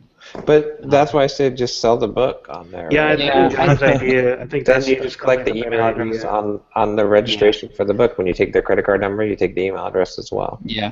Do the math. Figure out how many. how many people would need to buy the book and how many people would need to buy the course after the book in order for it to be profitable. Figure that out first. And then just post your numbers, and I can tell you if they look realistic or not. But I mean, like, yeah, like I think for an email sequence to sell a $200 product, 2%, 3% would be good. Would be, that would be like a good ballpark. Yeah, the problem is I have the wrong email sequence. I mean, you'll have to build. Yeah, that's true. Yeah. Yes. But if you have the book already, it's not going to take much to get someone who's bought the book to. You're not going to put together an elaborate sequence. You could take chunks of the book actually and just spoon feed it back to them. Right. So it wouldn't be as much work to put together as what you've got. But yeah, I mean, like, so on a landing page like that, 0.5% to 1% is going to be, doing pretty well. With the email autoresponder in place, you could probably double that. It's pretty common numbers. So. Yeah. But it's not really, you'll have to tune that. It's so hard. That's the thing, like, because when you put another step in there, it's like when you've got as little traffic as you've got, when you put another step in there, now you're talking like 3 months before you get people, you get enough people through it, 3, 4, 5 months, because you're gonna go from 100 clicks to 15 to 20 opt-ins maybe. And then if only 2% of those people actually buy, then you need 100 of them before you know what even have an idea what your conversion rate is going to be. Right. So it gets long term it's better, but it's really hard to know for a long time if you're actually wasting money or not. It's just hard to make money off of AdWords, like in general, I think, selling a digital product, because I don't know anyone who is, right? Like we've talked to a lot of people who are selling digital products. I don't know one single person who is making a profitable sales. I'm not saying that there aren't. Obviously, there are people who are, but I don't even know one. Do you guys? Can you think of one person who's just selling digital products and who's making money off of AdWords? Almost all of them that I know are selling off of reputation. Because here's the thing, Facebook is definitely doable. Facebook is actually cheaper, but I don't think for Derek that Facebook is a good option. And the people who are making it off of Facebook are not. They're doing Facebook to webinar to sale, or Facebook to autoresponder to sale. Okay. Yeah. I don't know anyone who's doing that and making money, but I'm sure there are. But I'm just saying, like any of these things. Well, let's say that you are making money off of Google AdWords, selling your digital product. Then you can just you're not going to be making little money for long, right? Because let's say that, Derek, you can hit this magic of spending $100 to get a customer who spends $300, so making a $200 profit for every 100 you spend. Well, what's the very next thing that you're going to do once you hit that point? You're going to dump as much money. You're going to max out your credit cards, right? You're going to because you've just got the golden goose. So pretty soon you're going to be rolling big, or you're going to just saturate the market completely where you hit a cap. So I guess the reason why I'm saying that is because the success is so rare, because if the people who do hit the success, all of a sudden they're making ridiculous amounts of money. So that just gives you, working backwards from there, it tells you how hard this actually is, I think. It'd be really interesting if there's someone that's listening to this podcast who is making money on AdWords selling a digital product, for us to invite them on to talk about it and how they're doing it, because that would be, like I said, I don't know anyone.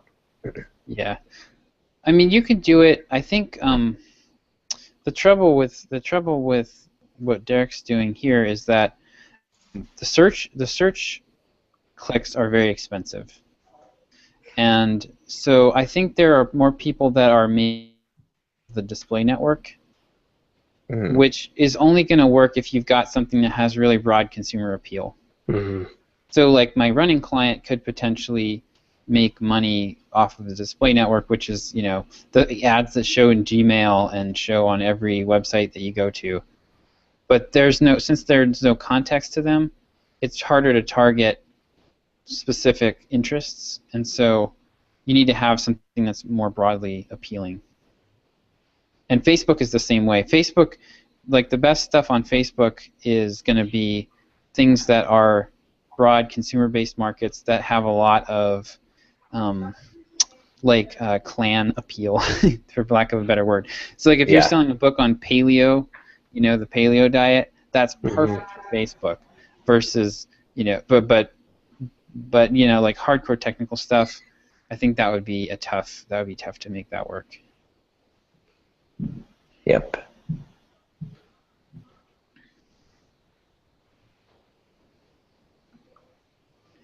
We're just like Debbie Downers today.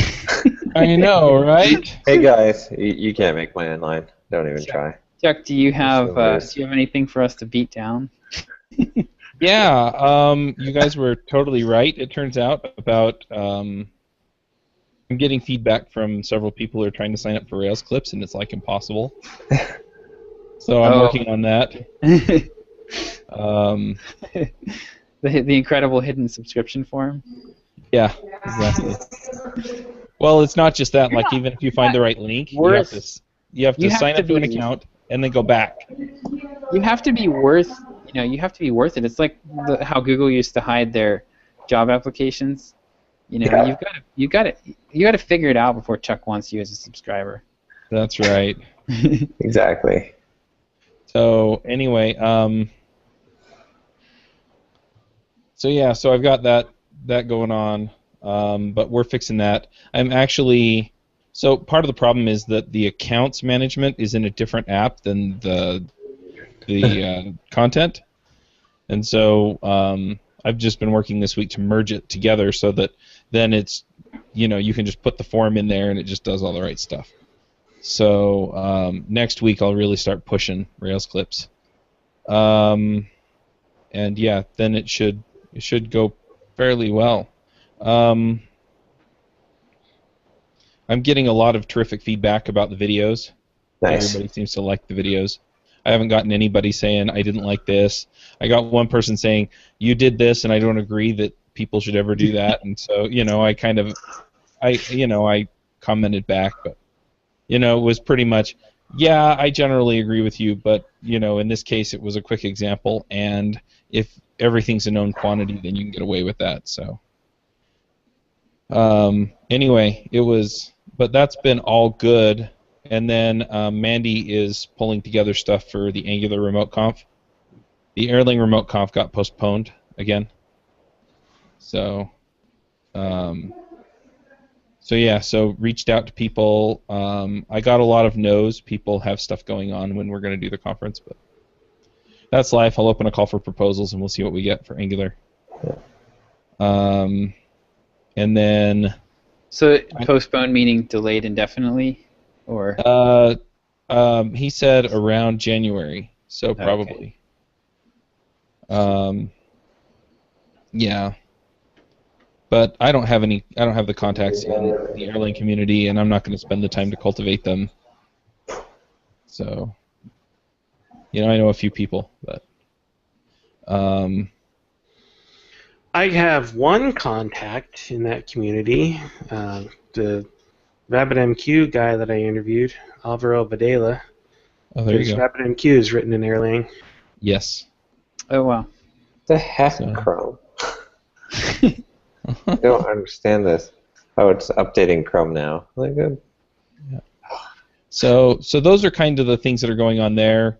It looks like Code School is going to start sponsoring some of the shows. Nice. And I'm talking to Loggly about sponsorship, so we'll see how that works out. It sounded like it was.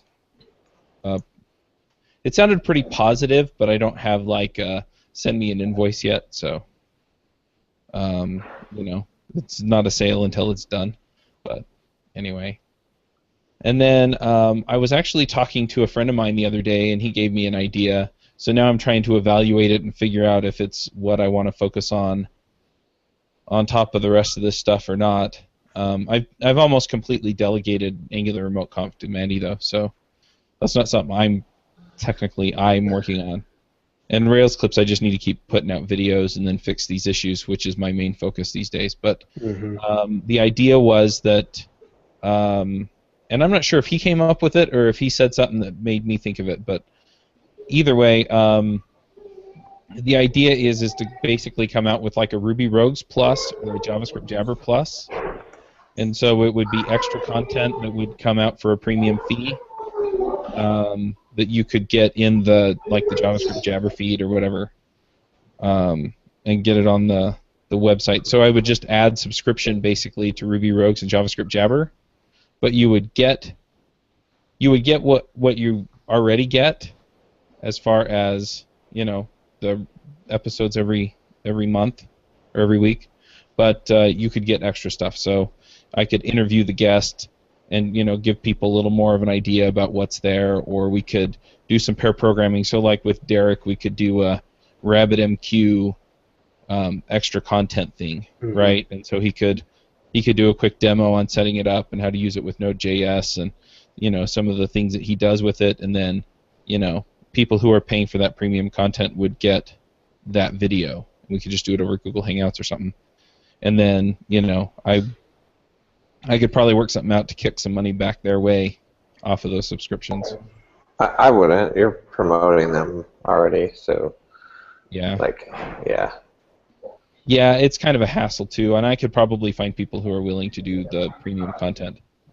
You just... Anyway. Yeah. And then... but since I already have the audience there, and it's extra content along the lines of what they've already gotten, I think that'd be a pretty easy sell. Because it's just more of the same thing that you already enjoy. So I'm kind of toying with that. I haven't committed to anything on it yet, but I'm kind of playing with that idea. And Web Security Podcast records tomorrow. Nice. They recorded yesterday, but the guy recording only recorded himself. Oh. Oh yeah. Man, So that's like me and Polymorphic Podcast, Craig Schumacher. Oh yeah. We recorded 3 weeks ago, and I used the wrong microphone. Oh no. I have this headset mic sitting up here above my head all the time, right, yeah. and that's the mic that recorded. So no. so we had to reschedule for this last Monday, and we got halfway through the episode, and his software crashed. So we had to re-record again. Nice. But we got it done finally. Yep. And then the other thing is I sent the email out that said, hey, let's catch up, and by the way, I'm doing Rails clips and I'm doing the in-person training stuff, and so I've been talking to past Ruby Rogues guests, and I have turned several of them, just because we chat and we get some rapport, I've turned a couple of them into heavy promoters of Rails clips. Nice. And I got a referral because Chef does in-person training for companies, like I'm looking to do. And so Nell Shamrell actually hooked me up with the person who manages all of that training. And so I'm going to talk to them about how they do things and stuff like that. And then also get an idea of maybe some ways that we can do like some joint training, or I'll see if I can work something out with them to get referrals and things like that. So Nice. So that's worked out pretty nicely too. So yeah, just lots of stuff going on. But yeah, my sister's getting married tomorrow, so today and tomorrow are pretty much shot. So yeah. So lots of stuff. I don't know if I have anything that I'm looking for feedback on, because not a whole lot has changed other than that I'm working on all of your recommendations, because I think that they're gonna make this thing take off. So yeah, so another week or so. I do need to send an email. I want to send an email out to, and maybe you guys can give me some feedback on this really quick. I know we're getting past noon here already, but I would like to send an email out to Ruby Rogues like episode subscribers on the email list, and just let them know that I'm doing the in-person training, and then send another email next month and say, hey, Rails Clips is out and it's now easy to subscribe. Possible to subscribe. Yes, exactly. So, are there specific approaches that I should take to that? Because I don't want to just email them and say, "Hey, I could really use work." You know? It's funny, actually. I just wrote about this sort of like I wrote 2 emails that were just one of them was like it was like because my blog post was about if you got laid off from your job now what, and I wrote about like an email that was like, hey, I could use like I don't know if I'll ever get a job again, right? Like you're saying, like, and then but don't take that approach, instead take the approach everything's going great, like I could give you this benefit, like where I'm going with that is that in your case, you're a celebrity to the people who listen to the podcast, right? So like people listen to Ruby Rogues, they're like, oh, it's Chuck. Like they see you at a conference, they want to hug you, they want to shake your hand because you're like a famous person, right? It's weird, but yes. But it's true. Exactly No, it's totally true. It's totally true. That's exactly how I felt the very first time you and I talked on Skype, Chuck. Because I call it. I told my wife it's like it's a micro celebrity. No one will ever recognize me at an airport, but if we go to a geek place, like people will know who I am. Yeah. Right. But you got to use that. So instead of just saying like, hey, I need work or whatever, what you want to do is you basically want to pitch the email like, wouldn't it be cool if I could come to your work, to your office, I love it, and hang out with you and code with you and like work on a project with you or whatever it is, you know what I mean? Or you know, if you know someone, you know, and you that's where you expand it beyond just them, but basically make them picture them having you, the famous Chuck of Ruby Rogues, come and work at their company with them. How cool would that be? Like and that's the thing that's going to get them to go to their boss and say, hey, I got an awesome guy to help us with our thing to coach us on this. So that's the approach I would take. Yeah, it's really weird to me to think about writing that about myself. So what I'd probably wind up doing is writing an email like, wouldn't it be way awesome if I could get my hero to come to your office, and then I'll just put me in there instead. Yeah. Like Donald Trump. Yeah. You could get Donald Trump. Donald Trump's an idiot. Donald Trump doesn't deserve to be called an idiot. Jeez. Donald He's Trump a is savvy awesome. business person. I mean, anyway, let's not go into politics. Yeah, Okay. I'm done. But yeah, so yeah, but that's the kind of emotion I want to channel too, right? Yeah, exactly. Is you know, what if I could, you know, what if I got 2 days to pair with Dave Thomas or Uncle Bob, right? Like, oh my gosh, that would be, yeah. Uncle Bob would probably make everyone cry. But... He would make me cry, and I would love every minute of it. But yeah. And you could ask Dave Thomas about his daughter, Wendy. How's the burger joint going, Dave? Jeez. Oh my gosh. Yeah.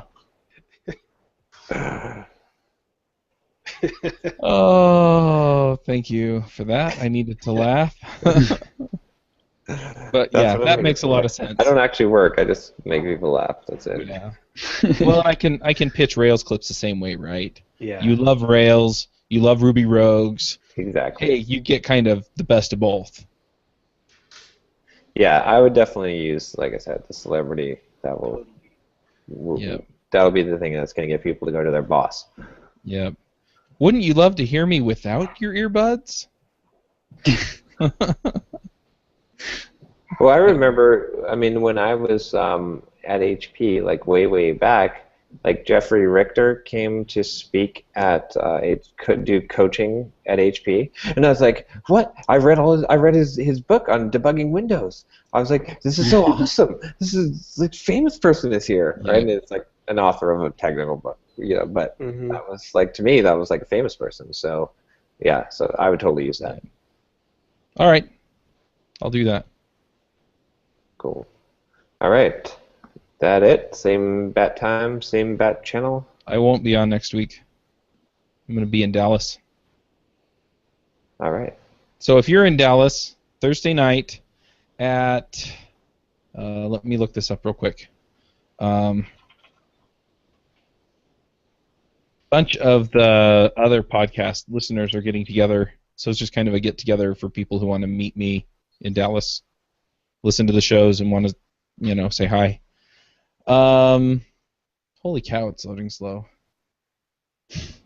Okay, here we go.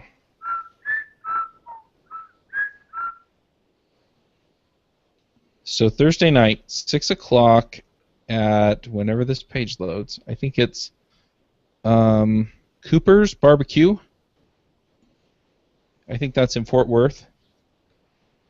I'll be there with a bunch of folks who listen to the shows. So if you want to meet me, then I will be there. Cool. Sweet. All right.